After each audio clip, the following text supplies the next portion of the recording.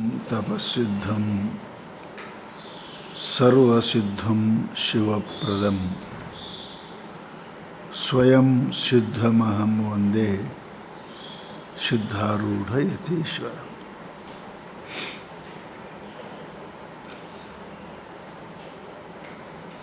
ಸದ್ಗುರು ಸಿದ್ಧಾರೂಢರ ಚರಣಾರವಿಂದಗಳಿಗೆ ವಂದಿಸಿ, ಕ್ಷೇತ್ರಸ್ಥ ಸಮಸ್ತ ದೇವತೆಗಳಿಗೂ ನಮಿಸಿ,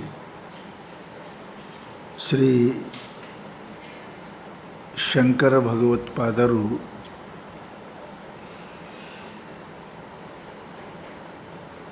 ಭಗವದ್ಗೀತೆಯ ಭಾಷ್ಯವನ್ನು ಬರೆಯುವಾಗ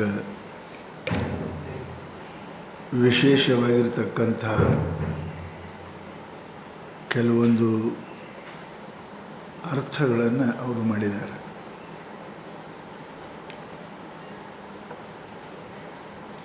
ಸುಮಾರು ಭಾಷ್ಯಕಾರರು,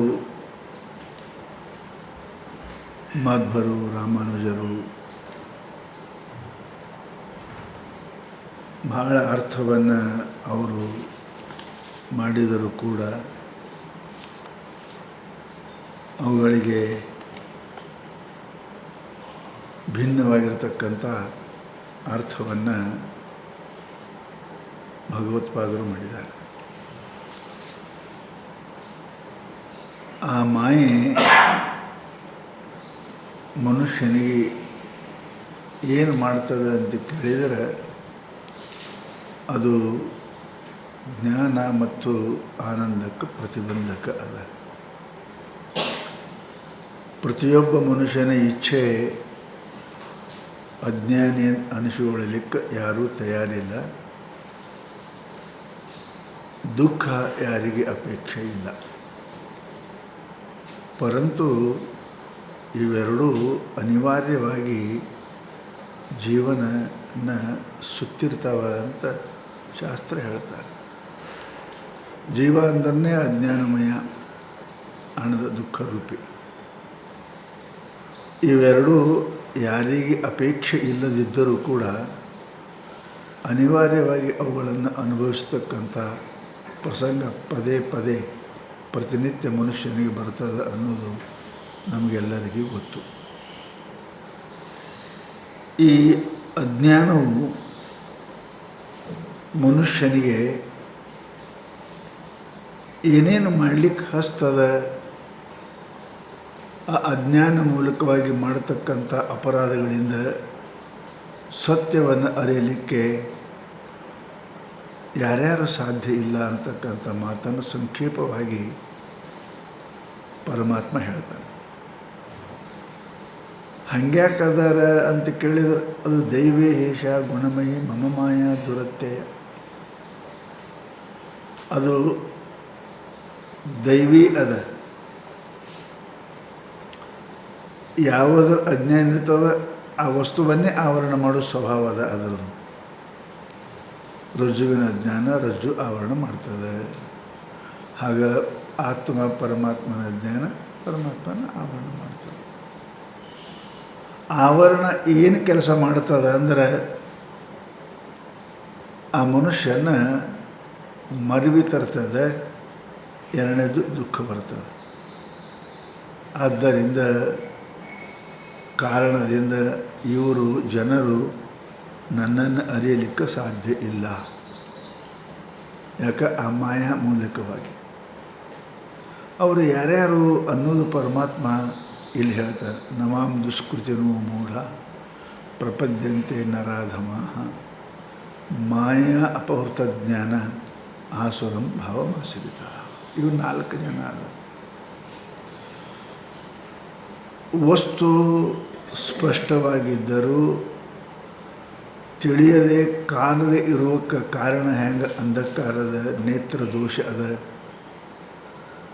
ಇವೆಲ್ಲ ಹೆಂಗೆ ಅದನ್ನು ಅರ್ಥ ಮಾಡಿಕೊಡೋಂಗಿಲ್ಲ. ಅದರಂತೆ ಸತ್ಯವಾದ ಆತ್ಮ ಪರಮಾತ್ಮನನ್ನು ಅರಿಯಲಿಕ್ಕೆ ಇವು ಪ್ರತಿಬಂಧಕವಾಗಿರತಕ್ಕಂಥದ್ದು ಕೆಲವೊಂದು ಅದ. ಪ್ರತಿಬಂಧಕ ನಿವಾರಣೆ ಇಲ್ಲದೆ ವಸ್ತುವಿನ ಜ್ಞಾನ ಆಗುವುದಿಲ್ಲ ಅಂತ ಇದು ಸ್ಪಷ್ಟವಾಗಿರುವುದರಿಂದ ಅವುಗಳನ್ನು ಯಾವ ಪ್ರತಿಬಂಧಕ ಮಾಡ್ತಾವೆ ಅನ್ನೋದು ಹೇಳ್ತಾರೆ ಅವರು. ಪರಮಾತ್ಮ ಹೇಳ್ತಾರೆ, ನಮಾಂ ದುಷ್ಕೃತಿನಃ ಮೂಢಾ, ಆಮೇಲೆ ನರಾಧಮಾ, ಮಾಯಾ ಅಪಹೃತ ಜ್ಞಾನ, ಆಮೇಲೆ ಆಸುರ. ಈ ಭಾವನೆಗಳಿಂದ ಕೂಡಿಕೊಂಡಿರ್ತಕ್ಕಂಥ ವ್ಯಕ್ತಿ ಆತನಿಗೆ ಸತ್ಯದ ಅವನಿಗೆ ಜ್ಞಾನ ಆಗುವುದಿಲ್ಲ. ಹೇಗೆ ಜ್ವರ ಬಂದ ಮನುಷ್ಯನಿಗೆ ಪದಾರ್ಥಗಳ ಸರಿಯಾದ ಜ್ಞಾನ ಅವನಿಗೆ ಹೇಗೆ ಆಗುವುದಿಲ್ಲ, ಅದರಂತೆ ಇವನಿಗೂ ಕೂಡ ಏನಪ್ಪ ಅಂದ್ರೆ ಇವು ಪ್ರತಿಬಂಧಕ ಅದಾವ ಅಂತ ಹೇಳಿದ್ರು. ಏನೇನು? ಮಾಂ ನ ಪ್ರಪದ್ಯಂತೆ, ನನ್ನನ್ನು ತಿಳಿಯುವುದಿಲ್ಲ, ಹೊಂದುವುದಿಲ್ಲ, ಕೂಡುವುದಿಲ್ಲ. ಯಾರ್ಯಾರು? ದುಷ್ಕೃತಿನ, ಮೊದಲ ಪಾಪ ಕಾರ್ಯದಲ್ಲಿ ರತನಾಗಿರ್ತಕ್ಕಂಥ ವಸ್ತು ಮನುಷ್ಯ. ಇದು ಪಾಪ ಅಂದರೆ ಏನ್ರಿ? ಪುಣ್ಯ ಅಂದರೆ ಏನ್ರಿ? ಪಾತಯತಿ ಇತಿ ಪಾಪ. ಯಾವ ಮನುಷ್ಯನಿಗೆ ಈಗ ಇದ್ದ ಜಾಗದಿಂದ ಕೆಳಗೆ ಕೆಡುತ್ತದೆ ಅದು ಪಾಪ. ಹೇಗೆ ನೌಕರಿಯಲ್ಲಿ ತಪ್ಪು ಏನೇ ಮಾಡಿದ ಅಂದ್ರೆ ಅವನಿಗೆ ಡಿಗ್ರಿಡೇಷನ್ ಮಾಡ್ತಾರೆ, ಅವನಿಗೆ ಕೆಳಗೆ ಕಳಿಸ್ತಾರೆ. ನೀನು ಯೋಗ್ಯ ಇಲ್ಲಿದ್ದಕ್ಕೆ ನೀನು ಸಾಹೇಬ್ ಹೋಗಿ ಕರ್ಕೊಂಡಾಗಂತಾರೆ, ಗೇಟ್ ಕೀಪರ್ ಆಗಂತಾರೆ. ಹಾಗೆ ಪಾತಯತಿ ಇತಿ ಪಾಪ. ಎಲ್ಲಿ ಮನುಷ್ಯ ಅದನ್ನು ಆ ಗ್ರೇಡಿನಿಂದ ಆ ಸ್ಥಿತಿಯಿಂದ ಕೆಳಗೆ ಕೆಡೋದಕ್ಕೆ ಪಾಪ ಅಂತ. ಈಗ ನಾವೆಲ್ಲಿ ಇದ್ದೇವೆ? ಮನುಷ್ಯರಾಗಿದ್ದೇವೆ. ಇಲ್ಲಿಂದ ಕೆಳಗೆ ಹೋಗೋದು. ನಿಜಗುಣ ಬರೆದ್ರು, ಪಾಪ ಅನ್ನೋ ಗುಣದಲ್ಲಿ ಗಿಡ ಮರ ಕ್ರಿಮಿಗಳ ರೂಪಾಗಿ ಕೀಟ ಪತಂಗ ಆದಿಯಾಗಿ ಬರೆದವರು ನಿಜಗುಂಟು. ಅದಕ್ಕೆ ಹೇಳ್ತಾರೆ ಅವರು, ಯಾರ್ಯಾರು ದುಷ್ಕೃತಿನ, ಯಾರ ಕೃತಿಯು ದೋಷ ಸಮ್ಮಿಲಿತವಾಗಿರುವುದು. ದುಷ್ಟ ಯಾವಾಗ? ದೋಷಯುಕ್ತ ದುಷ್ಟ. ದುಷ್ಟ ಅಂತ ಅದಕ್ಕಂತಾರೆ, ದೋಷದಿಂದ ಕೂಡಿಕೊಂಡು ದುಷ್ಟಕ್ಕದು. ಅದು ದುಷ್ಟ ಇದ್ದುದೇನಪ್ಪ ಅಂದ್ರೆ ತ್ಯಾಜ್ಯ ಇರ್ತದೆ. ಹೆಂಗೆ ಪಕ್ವಾನದೊಳಗೆ ಏನರ ಬಿತ್ತು ಅಂದ್ರೆ ದೂಷಿತ ಆಯಿತು ಅಂದ್ರೆ ತ್ಯಾಗ ಮಾಡ್ತೇವೆ ನಾವು. ಹಾಗೆ ಯಾರು ದುಷ್ಟ ಮತಿಯವರದಾರ ಅದಕ್ಕೆ ದುಷ್ಕೃತಿನ, ಯಾವುದು ಧರ್ಮ ವಿರುದ್ಧವಾಗಿರ್ತಕ್ಕಂಥ ಕಾರ್ಯಗಳಲ್ಲಿ ಪಾಪ ಕಾರ್ಯದಲ್ಲಿ ಪ್ರವೃತ್ತಿಯಾಗಿರ್ತಾರೋ ಅಂಥವರು ಮಾಂ ನ ಪ್ರಪದ್ಯಂತೆ, ನನ್ನ ಪ್ರಪಂಚ. ಹೇಗೆ ಪರಿ ಬಂದ ಮನುಷ್ಯ ನೋಡಲಿಕ್ಕೆ ಅಸಮರ್ಥ ಆಗ್ತಾನೆ. ಕಣ್ಣಿಗೆ ಪರಿ ಬಂದಿತ್ತು ಅಂದ್ರೆ ನೋಡೋಕೆ ಆಗಿಲ್ಲ ಅವನಿಗೆ. ಕಣ್ಣಿಲೇನು ಅದ ಪರಿ ಬಂದದ, ಆದರೆ ಅವ ಹೇಗೆ ನೋಡೋಕೆ ಅಸಮರ್ಥ ಆಗ್ತಾನೆ. ಈ ಪಾಪದ ಪರಿ, ಇದು ಪಾಪ ಏನಪ್ಪ ಅಂತ ಕೇಳಿದರೆ ಮನುಷ್ಯನಿಗೆ ಅದನ್ನು ಸತ್ಯ ಅಸತ್ಯ, ಧರ್ಮ ಅಧರ್ಮ, ಪುಣ್ಯ ಪಾಪಗಳನ್ನು ಅರಿಯಲಿಕ್ಕೆ ಅವನಿಗೆ ಕೊಡಂಗಿಲ್ಲ. ಇನ್ನು ಆತ್ಮರೇ ದೂರ ಉಳಿತು. ಅದಕ್ಕೆ ಹೇಳಿದ್ರು ಅವರು ದುಷ್ಕೃತಿನ. ಅವರೇನಾಗಪ್ಪ ಅಂದ್ರೆ ಮಾಂ ನ ಪ್ರಪಂಚಂತೆ, ಅವರು ನನ್ನನ್ನು ಹೊಂದುವುದಿಲ್ಲ, ಕೂಡುವುದಿಲ್ಲ, ತಿಳಿಯುವುದಿಲ್ಲ. ಅವ ಅನಧಿಕಾರಿ ಅದನ್ನು ದುಷ್ಕೃತಿ. ಎರಡನೇದು ಏನಪ್ಪ ಅಂತ ಕೇಳಿದ್ರೆ ನರಾಧಮಾಹ. ನರಾಧಮ ಅಂತಕ್ಕಂಥ ಶಬ್ದಕ್ಕೆ ಬರೀತಾರೆ ಅವರು. ಏನಪ್ಪ ಅಂತ ಕೇಳಿ ನರಾಧಮ, ಯಾವ ಮನುಷ್ಯನು ನರನಾಗಿಯೂ ಪಶುವಿನ ವರ್ತನೆಯನ್ನು ಮಾಡುತ್ತಾನೆ ಅವನ ನರಾಧಮ. ನೋಡಲಿಕ್ಕೆ ಮನುಷ್ಯ ಅದನ್ನು, ಅವನಿಗೆ ವಾನರ ಅನ್ನಂಗಿಲ್ಲ, ನಾವು ಅನ್ನಕ್ಕೆ ಬರಂಗನೇ ಇಲ್ಲ. ಏನು ಅವನು ನರಾಧಮ ಅದನ್ನು ಅಂದರೆ ತೋರ್ತಾನ ಮನುಷ್ಯನಂಗೆ, ಮಾಡ್ತಾನೆ ಪಶುವಿನಂಗೆ. ಮನುಷ್ಯ ನೋಡಲಿಕ್ಕೆ ಹೆಂಗೆ ಮನುಷ್ಯನಿಗೆ ಅದಾನವ. ಅದಕ್ಕೇನಪ್ಪ ಅಂತ ಕೇಳಿದ್ರೆ ಅವರು ಬರೆದ್ರು ಅದಕ್ಕೆ. ಯಾರು ಮೊದಲನೇದೇನು ಬರೆದ್ರು? ದುಷ್ಕೃತಿನ ಅಂತ ಬರೆದರು. ಪರಮೇಶ್ವರಂ ನಮಾಂ ಪರಮೇಶ್ವರಂ ದುಷ್ಕೃತಿನ ಪಾಪಕಾರಿಣೋ ಮೂಢ ಪ್ರಪದ್ಯಂತೆ ನರಾಧಮ ನಾರಾಯಣಾಂ ಮಧ್ಯೆ ಅಧಮ ನಿಕೃಷ್ಟ ಇತಿ ಹೇಳಿದ್ರು. ಪರೀಕ್ಷೆ ಎಲ್ಲ ಕೊಟ್ಟಿರ್ತಾರೆ, ಎಲ್ಲರೂ ಕೊಟ್ಟಿರ್ತಾರೆ, ಫೇಲ್ ಆಗ್ತಾರೆ. ಅವ್ರಿಗೆ ಎಲ್ಲ ಕೊಟ್ಟಿರ್ತಾರೆ, ಫೇಲ್ ಆಗ್ತಾರೆ ಪರೀಕ್ಷೆ. ಯಾಕೆ ಪೂರ ಅದನ್ನು ಹಂಗೆ ಮನುಷ್ಯನಂಗಾರೆ ಅದ ನೀವ, ಪರಂತು ಮನುಷ್ಯರ ಕೃತಿ ಮಾಡೋಂಗಿಲ್ಲ. ಅವನಿಗೇನಪ್ಪ, ನಾರಾಯಣ ಮಧ್ಯೆ ಅಧಮ. ಹೌದಲ್ಲ, ಪರೀಕ್ಷೆ ಕುಂತವ್ರದಾಗ ಫೇಲ್ ಆದವ. ಎಲ್ಲರೂ ಪರೀಕ್ಷೆ ಕುಂತಾರ ಕೂಡ ಫೇಲ್ ಆಗ್ಯಾನವ. ಇವ ಅಧಮ ಅಂತ ಪರೀಕ್ಷೆಯಲ್ಲಿ ಕುಂತಾನೆ 0 ತೊಗೊಂಡ. ಅಂಥವನಿಗೇನಪ್ಪ ಅಂದ್ರೆ ಅಧಮ ವಿದ್ಯಾರ್ಥಿ ಅಂತ ಹೆಂಗೆ ಕರಿತೇವೆ. ಹಾಗೆ ನರರಲ್ಲಿ ಅಧಮನಾಗಿರ್ತಕ್ಕಂಥದ್ದು ಮೊದಲನೇದವ ನನ್ನನ್ನು, ಪರಮಾತ್ಮನನ್ನು, ಆತ್ಮನನ್ನು ಯಾರು ಅರಿಯಂಗಿಲ್ಲ ಅಂದ್ರೆ ಮೊದಲನೇದವರು ಪಾಪಿ. ಅದು ದುಷ್ಕೃತಿನ. ಯಾವ ಕೃತಿಗಳು ಧರ್ಮಶಾಸ್ತ್ರದಲ್ಲಿ ಮಾಡಬಾರದು ಅಂತ ಹೇಳಿದ್ದಾರೆ ಅಂಥವುಗಳನ್ನು ಪ್ರೀತಿಯಿಂದ ಮಾಡ್ತಕ್ಕಂಥ ವ್ಯಕ್ತಿ. ಸ್ವರಾಮ್ನ ಬೇತ ಏನಪ್ಪ ಅಂದ್ರೆ ಹೇಳ್ಯಾರ, ಅಭಕ್ಷಂ ನ ಭಕ್ಷಯೇತ. ಶಾಸ್ತ್ರ ಹೇಳಿದವು, ಇದು ಕುಡಿಬೇಡ, ಇದು ತಿನ್ನಬೇಡ, ಇದು ಆಡಬೇಡ, ಕಳಬೇಡ, ಕೊಲಬೇಡ, ಹುಸಿಯ ನುಡಿಯಲು ಬೇಡ, ತನ್ನ ಬಣ್ಣಿಸಬೇಡ, ಎದುರು ಹಳಿಯಲು ಬೇಡ. ಇದು ಹೇಳ್ಯಾರಲ್ಲ. ಬ್ಯಾಡ್ ಅಂದದ್ದು ಮಾಡವ, ಮಾಡಂದದ್ದು ಮಾಡೋಂಗಿಲ್ಲ, ಬ್ಯಾಡ್ ಅಂದದ್ದು ಮಾಡವ. ಇಂಥವನೇ ಇವ ದುಷ್ಕೃತಿ ಅಂತಾರೆ. ಸದಾ ಅವನ ಮನಸ್ಸು ಶಾಸ್ತ್ರ, ಧರ್ಮ, ನೀತಿ ವಿರುದ್ಧವಾಗಿರತಕ್ಕಂಥ ಕಾರ್ಯಗಳಲ್ಲಿ ಯಾವ ಮನಸ್ಸು ಇರ್ತದೆ ಮಾಡ್ತಾನೆ. ಕೃತಿ ಅಂದ್ರೆ ಮಾಡ್ತಾನೆ, ಮಾಡವ. ಅಂಥವೇ ಮಾಂ ನ ಪ್ರಪದ್ಯಂತೆ. ಅವ ನನ್ನನ್ನು ತಿಳಿಯುವುದಿಲ್ಲ, ನನ್ನ ಕೂಡುವುದಿಲ್ಲ, ಅವನಿಗೆ ಸುಖ ಸಿಗುವುದಿಲ್ಲ. ಇನ್ನು ಮೂಢ. ಮೂಢ ಅಂದ್ರೆ ಯಾರು ಮುಹ್ಯಂತಿ, ತಮೋಗುಣ ಪ್ರಾಧಾನ್ಯವಾಗಿರ್ತಕ್ಕಂಥ ವ್ಯಕ್ತಿಗೆ ನಾವು ಮೂಢ ಅಂತೀವಿ. ಅತಿ ತಮೋಗುಣ ಪ್ರಾಧಾನ್ಯದ. ತಮೋಗುಣ ಅಂತ ಎದಕ್ಕಂತಾರೆ? ಲಾಭ ಅಲಾಭ, ಸುಖ ದುಃಖ, ಯೋಗ್ಯ ಅಯೋಗ್ಯ ವಿಚಾರ ಮಾಡುವ ಸಾಮರ್ಥ್ಯ ಯಾರು ಕಳ್ಕೊಂಡಿರ್ತಾರೆ ಅವ್ರಿಗೆ ಮೋಹ ಅಂತೀವಿ. ಅದು ಗೊತ್ತಿಲ್ಲ. ಕುಡಿಯೋರಿಗೆ ಕೇಳ್ರಿ, ಪರಿಸ್ಥಿತಿ ಗಮನ ಮಾಡೋರಿಗೆ ಕೇಳ್ರಿ, ಗೊತ್ತದವನಿಗೆ ಕಳ್ತನ ಮಾಡೋರಿಗೆ ಕೇಳ್ರಿ, ಅವೆಲ್ಲ ಏನೂ ಗೊತ್ತಿಲ್ಲ.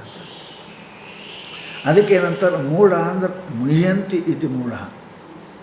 ಅಥವಾ ಯಾವ ಮೋಹಯಂತಿ, ಯಾರು ಮೋಹ ಮಾಡ್ತಾರೆ ಆ ವಸ್ತುಗಳು ಏನದವ ತಮೋಗುಣದಿಂದ ಕೂಡಿಕೊಳ್ತಕ್ಕಂತಹ ವೃತ್ತಿಯಿಂದ ಕೂಡಿಕೊಂಡಿರುವ ವ್ಯಕ್ತಿ ಅವೇನಪ್ಪ ಅಂತ ಕೇಳಿದರೆ ಮೂಢ ಅಂತಾನೆ.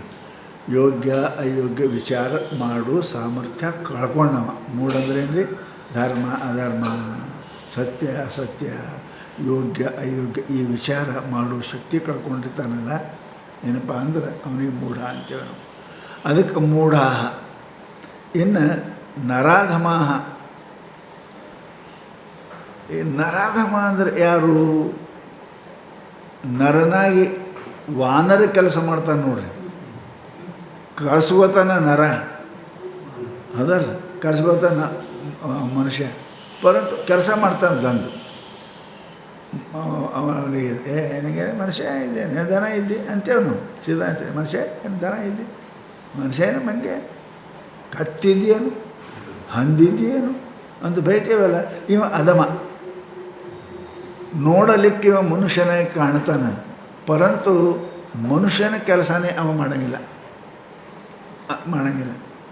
ಅದರೊಳಗೆ ಅಂಥವ್ರೊಳಗೆ ಇವ ನಂಬರ್ ಲಾಸ್ಟ್ ಇದ್ದಾನ ಅಥವಾ ನಂಬರ್ ಫಸ್ಟ್ ಇದ್ದವ ಅಂತ. ಇಂಥದ್ರೊಳಗೆ ಅಧಮ ಅಂತ ಯಾರಿಗಂತೇವೆ? ಅಧಮ ಅಧಮ ಅಧಮ. ತಮಗಳಂತೇವಲ್ಲ ನಿಮ್ಮ ಶಾಸ್ತ್ರ. ತರ ತಮ ಶಬ್ದ ಹೆಂಗದವ ಹಿಂಗೆ ಇಲ್ಲಿ ನರರಲ್ಲಿ ಇವ ಏನಪ್ಪ ಅಂತಂದ್ರೆ ಅಧಮರಲ್ಲಿ ಇವ ಶ್ರೇಷ್ಠ. ಇವನಿಗೆ ಮನುಷ್ಯ ಅನ್ನಂಗಿಲ್ಲ. ಎಷ್ಟು ಕೆಳಗೆ ಬೀಳಬೇಕು ಅಷ್ಟು ಕೆಳಗೆ ಬಿದ್ದಾನ. ಮನುಷ್ಯನಾಗಿ ಎಷ್ಟು ಪಾಪ ಮಾಡಲಿಕ್ಕೆ ಸಾಧ್ಯದ ಅದು ಲಾಸ್ಟ್ ಮುಟ್ಟೇನ್ರಿ ಇವ. ಇವನಿಗೆ ಏನಂತಾರೆ? ನರರೊಳಗೆ ಅಧಮ ಮನುಷ್ಯ ಅಂತ. ಬಿಲ್ಕುಲ್ ಇವ ಅಧಮ ಮನುಷ್ಯ, ಇವ ನರಾಧಮ. ಏನಪ್ಪ ಅಂತ ಕೇಳಿದರೆ ಮತ್ತಾರು? ಮಾಯೆಯ ಅಪಹೃತ ಜ್ಞಾನ. ಮಾಯಾ ಅಂದರೆ ಅಂದರೆ ಶಬ್ದ ಮಾಯಾ, ಮೋಹ, ಅನೃತ ಇವೆಲ್ಲ ಶಬ್ದಗಳು ಒಂದೇ ಅದಾವೆ. ಮಾಯಾ ಅಂದ್ರೆ ಮೋಹದಿಂದ ಜ್ಞಾನವನ್ನು ಕಳ್ಕೊಂಡವ. ಶಾಸ್ತ್ರ ಹೇಳ್ತದೆ ಯಾವುದೇ ವ್ಯಕ್ತಿ ಒಂದು ವಸ್ತುವಿಗೆ, ಒಂದು ವ್ಯಕ್ತಿಗೆ, ಯಾವುದಾದ್ರೂ ಪಂಚ ವಿಷಯದಲ್ಲಿ ಒಂದು ವಿಷಯಕ್ಕೆ ಅವ ಆಸಕ್ತ ಚಿತ್ತನಾದ ಅಂದರೆ ಏನಾಗ್ತದೆ? ಮೋಹಿತನಾಗ್ತಾನೆ. ಮೋಹಿತನಾಗ್ತಾನೆ ಅಂದ್ರೇನು? ಅದರ ಬಿಟ್ಟು ನಾನು ಬದುಕಲಿಕ್ಕೆ ಸಾಧ್ಯ ಇಲ್ಲ. ಅದರ ಬಿಟ್ಟು ನನಗೇನಪ್ಪ ಅಂದ್ರೆ ಸುಖ ಸಿಗೋಕ್ಕೆ ಸಾಧ್ಯ ಇಲ್ಲ. ಯಾಕೆ? ಶಾಸ್ತ್ರ ಏನು ಹೇಳ್ತದೆ? ನೀನೇ ಸುಖರೂಪ ಇದ್ದೀಯ ಅಂತ ಹೇಳ್ತಾರೆ. ಪರಂತು ಇವ ಅದನ್ನು ಬಿಟ್ಟು ಅನ್ಯ ದೇಹ ಗೇಹಾದಿಗಳಲ್ಲಿ ಪಂಚ ವಿಷಯಗಳಲ್ಲಿ ಅದು ಇದ್ರೇ ನಾನು ಸುಖಿಯಾಗಿರ್ತೀನಿ, ಇಲ್ಲ ಅಂದ್ರೆ ಸುಖಿ ಇರಂಗಿಲ್ಲ ಅಂತ ತಿಳ್ಕೊಂಡು ಯಾವ ತಿಳ್ಕೊತಾನೆ ಅವನಿಗೇನಪ್ಪ ಅಂದ್ರೆ ಅಪಹೃತ ಜ್ಞಾನದವನಿಗೆ. ಶಾಸ್ತ್ರ ಹೇಳ್ತದೆ ಅಲ್ಲಿ ಎಲ್ಲಿ ಸುಖ ಅಂತ. ಇವನಿಗೇನಪ್ಪ ಅಂತ ಕೇಳಿದರೆ ಹೋಗ್ಯದ. ಅಂದ್ರೆ ಜ್ಞಾನ ಅಂದರೆ ಏನು ರೀ ಅರ್ಥ? ಇದು ಯೋಗ್ಯ ಅಯೋಗ್ಯ ಸುಖ ಈಗ ನಿರ್ಣಯ ಮಾಡ್ತಕ್ಕಂಥದ್ದು ಜ್ಞಾನ ಅಂತೇವ. ಅದು ನಿರ್ಣಯ ಮಾಡಲಿಕ್ಕೆ ಬರಂಗಿಲ್ಲ ನಾವು. ಯಾಕೆ? ಕಳ್ಕೊಳ್ಳೋಣ. ಅಪಹೃತ ಜ್ಞಾನ. ದುಃಖಿ ಯಾಕಂದ್ರೆ ಅದು ಇದ್ದು ಗಂಟು ಕಳ್ಕೊಂಡ, ಕಲಿತ ವಿದ್ಯೆ ಮರೀತು ಅಂದ್ರೆ ಹೆಂಗೆ ಮಾಡ್ತೀರಿ? ಹೇಳಂದ್ರೆ ಹೇಳೋಕ್ಕೆ ಬರಲಿಲ್ಲ ಅಂದರೆ ಏನು ಮಾಡೋದು? ಇದು ಅಪಹೃತ ಆಯಿತು, ವಿದ್ಯೆ ಅಪಹೃತ ಆಯಿತು, ಗಂಟು ಅಪಹೃತ ಆಯಿತು. ಮತ್ತೇನು ಬಿಕ್ಕಿ ಬಿಡಬೇಕು? ಗಂಟು ಕಟ್ಕೊಂಡು ಹೋಗೇನೆ ಬೆಂಗಳೂರಿಗೆ, ಅಪಹೃತ ಆಯ್ತಂದ್ರೆ ಭಿಕ್ಷೆ ಮಾಡಬೇಕು. ಹಂಗೆ ಜ್ಞಾನ ಅಪಹೃತ ಆಯಿತು, ನೆನಪಿಗೆ ಬರಲಿಲ್ಲ ರೀ, ಸಭಾದಾಗ ನೆನಪಿಗೆ ಬರಲಿಲ್ಲ ಅಂದರೆ ಏನು ಮಾಡೋದು? ಸಮಸ್ಯೆ ಬರ್ತದೆ. ಅಪಹೃತ ಆಗಬಾರ್ದು ಮನುಷ್ಯನಿಗೆ. ಯಾಕೆ ಅಪಹೃತ ಆಗ್ತದೆ? ಯಾವಾಗ? ಜವಾಬ್ದಾರಿ ತಪ್ಪದಾಗ. ಮನುಷ್ಯ ಜವಾಬ್ದಾರಿ ಇಲ್ಲ ಅಂದ್ರೆ ಅಪಹೃತ ಆಗ್ತದೆ. ಜವಾಬ್ದಾರಿ ಇತ್ತಂದ್ರೆ ಅಪಹೃತ ಆಗಲ್ಲ. ಆತ್ಮಚಿಂತನೆ ಮಾಡವ, ಆತ್ಮ ನಿಧಿಧ್ಯಾಸನ ಮಾಡ್ತಕ್ಕಂಥವನಿಗೆ ಅಪಹೃತ ಆಗೋದಿಲ್ಲ, ಜ್ಞಾನ ಅಪಹೃತ ಆಗೋದಿಲ್ಲ. ಯಾವ ಮನುಷ್ಯ ಕೇವಲ ಶ್ರವಣ ಮಾಡಿಬಿಟ್ಟಿರ್ತಾನೆ, ಮನನಿಲ್ಲ, ನಿಧಿಧ್ಯಾಸನ ಇಲ್ಲ, ಪುನಃ ಚಿಂತನೆ ಇಲ್ಲ, ಓದ್ರೆ ತಿಳಿತದ ರೀ, ಮತ್ತು ಮುಂದೆ ಹೇಳೋದ್ರೆ ನೆನಪಾರಿ ಅದ ರೀ, ಅದಾಗಿಲ್ಲ ಅವನಿಗೆ. ಅಪಹೃತ ಜ್ಞಾನ. ಜ್ಞಾನ ಇಲ್ಲ ಅಂತಲ್ಲ, ಅದು ಅಪಹೃತ ಆಗ್ಯದ. ಯಾಕೆ? ಮನನ ನಿಧಿಧ್ಯಾಸನಗಳು ಇಲ್ಲದೇ ಇರುವುದರಿಂದ ಅದು ಅಪಹೃತ ಆಗ್ತದೆ. ಹಾಗೆ ನಮಗೂ ಕೂಡ ಶಾಸ್ತ್ರ ಎಲ್ಲರೂ ಹೇಳ್ತಾರೆ, ತ್ವಮೇವ ಪ್ರತ್ಯಕ್ಷಂ ಬ್ರಹ್ಮ ವದಿಷ್ಯಾಮಿ ಸತ್ಯಂ ವದಿಷ್ಯಾಮಿ ಹೇಳ್ತಾವೆ. ಪರಂತು ನಾ ಹೆಂಗೆ ರೀ ಅಂತ, ನಾ ಹೆಂಗೆ ಹೇಳ್ತೇನೆ ರೀ ಅಂತ. ಹಾಗೆ ಏನಾಗಿದೆ ಅಂದ್ರೆ ಆತ್ಮಜ್ಞಾನವು ಅಪಹೃತವಾಗಿರುತ್ತದೆ. ಯಾಕೆ? ಮಾಯಾ ಮೋಹದಿಂದ. ಅದಕ್ಕೆ ಮಾಯಾ ಅಪಹೃತ ಜ್ಞಾನ. ತಪ್ಪು ತಿಳುವಳಿಕೆಯಿಂದ, ಮೋಹದಿಂದ, ಅಜ್ಞಾನದಿಂದ ಮನುಷ್ಯ ಏನಪ್ಪ ಅಂದ್ರೆ ಅಪಹೃತ ಆಗ್ತದೆ. ವಿಸ್ಮೃತ ಕಂಠಾಭರಣ ವತ್ ಹೇಳ್ಯಾರ ಮೊದಲೇ, ವಿಸ್ಮೃತ ಕಂಠಾಭರಣ ವತ್. ಆಗ ಕೀಲಿಕೆ ಟೊಂಕನ ಇಟ್ಕೊಂಡು ಹುಡುಕಾಡೋರು ಅದಾರೆ, ಕೂಸಿಗೆ ಹೆಗಲ ಮೇಲೆ ಇಟ್ಕೊಂಡೆ ಹುಡುಕಾಡ್ತಾರೆ ಅಂತ ಹೇಳ್ತಾರೆ ಶಾಸ್ತ್ರ. ನೋಡ ಹುಡುಕಾಡ್ದ ಅದು ಗಪ್ಪೆ ಕುಂತಿತ್ತದು, ಏನು ಕೈಗೂ ಅನ್ಬೇಕಿಲ್ಲ. ಅದು ಅಳಕತ್ಕೊಳ್ಳೆ ಯಾಕೆ ಅವಾಗಂತ ನಾವು ಇಲ್ಲೇ ಇದ್ದೀನಿ. ಹಂಗೆ ಏನಪ್ಪ ಅಂದ್ರೆ ಶಾಸ್ತ್ರದಲ್ಲಿ ಏನಪ್ಪ ಅಪಹೃತ ಜ್ಞಾನ ಇಲ್ಲ ಅಂತಲ್ಲ, ಮರಿಬೇಕಾಗ್ಯದ. ಅಪಹೃತ ಜ್ಞಾನ ಅಪಹೃತ ಆಗ್ಯದ. ಆತ್ಮನನ್ನು ಯಾರೂ ಇಲ್ಲದಂತೆ ಮಾಡಲಿಕ್ಕೆ ಸಾಧ್ಯವೇ ಇಲ್ಲ. ಮೊದಲೇ ಮಾತು, ಆತ್ಮನನ್ನು ಸತ್ಯವನ್ನು ಅಸತ್ಯ ಮಾಡಲಿಕ್ಕೆ ಯಾರೂ ಸಾಧ್ಯವೇ ಇಲ್ಲ. ಪರಂತು ಆ ಸತ್ಯದ ಜ್ಞಾನ ಹೆಚ್ಚು ಕಡಿಮೆ ಆಗಬಹುದು. ಯಾಕೆ? ಅಧಿಕಾರಿಯಿಂದ, ಮೋಹದಿಂದ ಹೆಚ್ಚು ಕಡಿಮೆ ಆಗ್ಬೋದು. ವಸ್ತು ಹೆಚ್ಚು ಕಡಿಮೆ ಆಗಿಲ್ಲ. ವಸ್ತು ಅಂತ ಅದಕ್ಕಂತಾರೆ, ಯಾವುದು ಹೆಂಗೆ ಇರ್ತದೆ ಸದಾ ಅದಕ್ಕೆ ವಸ್ತು ಅಂತ. ಅದನ್ನು ನೋಡೋಮ ತಿಳ್ಕೊಳ್ಳೋಮ ಹೆಚ್ಚು ಕಡಿಮೆ ಆಗ್ಬೋದು. ಪರಂತು ವಸ್ತುವಿನಲ್ಲಿ ಏನು ಆಗೋ ಪ್ರಶ್ನೆಯೇ ಇಲ್ಲ. ಅದಕ್ಕಂತಾರೆ ಆ ವಸ್ತುವಿನ ಜ್ಞಾನ, ಯಾಥಾರ್ಥ ಜ್ಞಾನ ಅದು ಅಪಹೃತ ಆಗ್ತದೆ, ಮರಿವು ಬರ್ತದೆ ದೋಷದಿಂದ. ಅವನಿಗೇನಪ್ಪ ಅದಕ್ಕೆ ಮರಿವು ಆಗ್ತದೆ, ಅದಕ್ಕೆ ಅಪಹೃತ ಜ್ಞಾನ. ಇನ್ನೇನಪ್ಪ? ಆಸುರಂ ಭಾವಮಾಶ್ರಿತ. ಏನು ಮತ್ತೆ ಹೆಂಗಂದ್ರೆ ಆಸುರ ಭಾವ. ಆಸುರರ ಬಗ್ಗೆ ಭಗವಂತ 14ನೇ ಅಧ್ಯಾಯದಲ್ಲಿ ಭಾಳ ಹೇಳ್ಯಾರ. ಆಸುರ ಭಾವ ಅಂದರೆ ಏನು ಅಂದರೆ ವಿಪರೀತ ಭಾವ. ದೈವಿ ಭಾವ, ಆಸುರಿ ಭಾವ ಅಂತ ಗೀತೆಯೊಳಗೆ ಬರೆದಾರ. ಅವರೆಲ್ಲನೂ ವಿರುದ್ಧನೇ ತಿಳ್ಕೊತಾರೆ ಅವರು. ಅದಕ್ಕೆಲ್ಲ ಸರಿ ಇಲ್ಲ. ಯಥಾವತ್ ಜ್ಞಾನ ಅದು ಪ್ರಮಾಜ್ಞಾನದ, ಅದು ಅವ್ರಿಗೆ ಆಗೋದು ಗೊತ್ತಾಗೋದಿಲ್ಲ. ಏನು ಅಂದೋದು ವಿಪರೀತ ಮಾತಾಡೋರು ಅಸುರರು ಅಂತ ಯಾರಿಗೆ ಹೇಳ್ತಾರೆ ಅವರಿಗೆ. ಮತ್ತೊಂದೇನು, ಅಸುರು ಅಂತ ಯಾರಿಗೆ, ದೇಹವೇ ಆತ್ಮ ಅಂತ ನಂಬುದವರು. ಅಸುಹು ಅಂದರೆ ಪ್ರಾಣ. ಈ ಪ್ರಾಣವನ್ನೇ ಆತ್ಮ, ದೇಹವೇ ಆತ್ಮ ಅಂತ ಅನ್ನೋರು ಇವ್ರಿಗೆ ಅಸುರರು ಅಂತ ಕರೀತಾರೆ. ಅವರು ರಾಕ್ಷಸರೇ. ಹಸು ಅಂದ್ರೆ ಪ್ರಾಣ ಶಾಸ್ತ್ರ. ಆ ಹಸುವನ್ನು, ಪ್ರಾಣವನ್ನೇ, ದೇಹವನ್ನೇ ನಾವು ಯಾವ ಜೀವತ್ ಸುಖಂ ಜೀವೇತ್ ಹೇಳ್ಯಾರಲ್ಲ, ಋಣಂಕೃತ್ವ ಘೃತಂ ಪಿಬೇತ್, ಇಷ್ಟೆಲ್ಲ ಹೇಳ್ಯಾರವರು. ಅಂಥವ್ರಿಗೆ ಅಸುರ ಅಂತ. ಇವರೆಲ್ಲ ಏನಂತ ಕೇಳಿದ್ರೆ ದೇವರನ್ನು, ಸತ್ಯವನ್ನು ಅರಿಯಲಿಕ್ಕೆ ಸಾಧ್ಯ ಇಲ್ಲ. ಹೌದಲ್ಲ ಹೇಳ್ಯಾರವರು. ಆಸುರಂ ಭಾವಮಾಶ್ರಿತಾ, ಆ ಆಸುರ ಭಾವವೇ ನಂಬಿದವರು. ಆಶ್ರಿತ ಅಂದ್ರೆ ನಂಬಿದವರು. ಅಂಥ ಭಾವ ನಂಬಿದವರು ಪಾಪಿಗಳು, ನರಾಧಮರು, ಮೂರ್ಖರು, ಜ್ಞಾನ ರಹಿತ ಆದವರು, ಮಾಯಿಂದ ಅಪಹೃತ ಆದವರು. ಇವರೇನು ಜನ ಅದಾರ, ಇವರಿಗೆ ಎಷ್ಟು ಹೇಳಿದರೂ ಅವ್ರಿಗೇನು ಅರ್ಥ ಆಗೋದಿಲ್ಲ. ಮುಂಜಾನೆ ಪಾಠ ಹೊತ್ತು ಮಂದಿ ಸಪಾಟ ಅಂತೀರಲ್ಲ, ಹಾಗೆ ಅವ್ರಿಗೆ ಎಷ್ಟು ನೀವು ಹೇಳಿದ್ರು ಕೂಡ ಅವರಿಗೇನು ಅರ್ಥ ಆಗುವುದಿಲ್ಲ. ಯಾಕೆ? ಅದರ ಪರಿಣಾಮವೇ ಅವರಿಗಾಗುವುದಿಲ್ಲ. ಯಾಕೆ?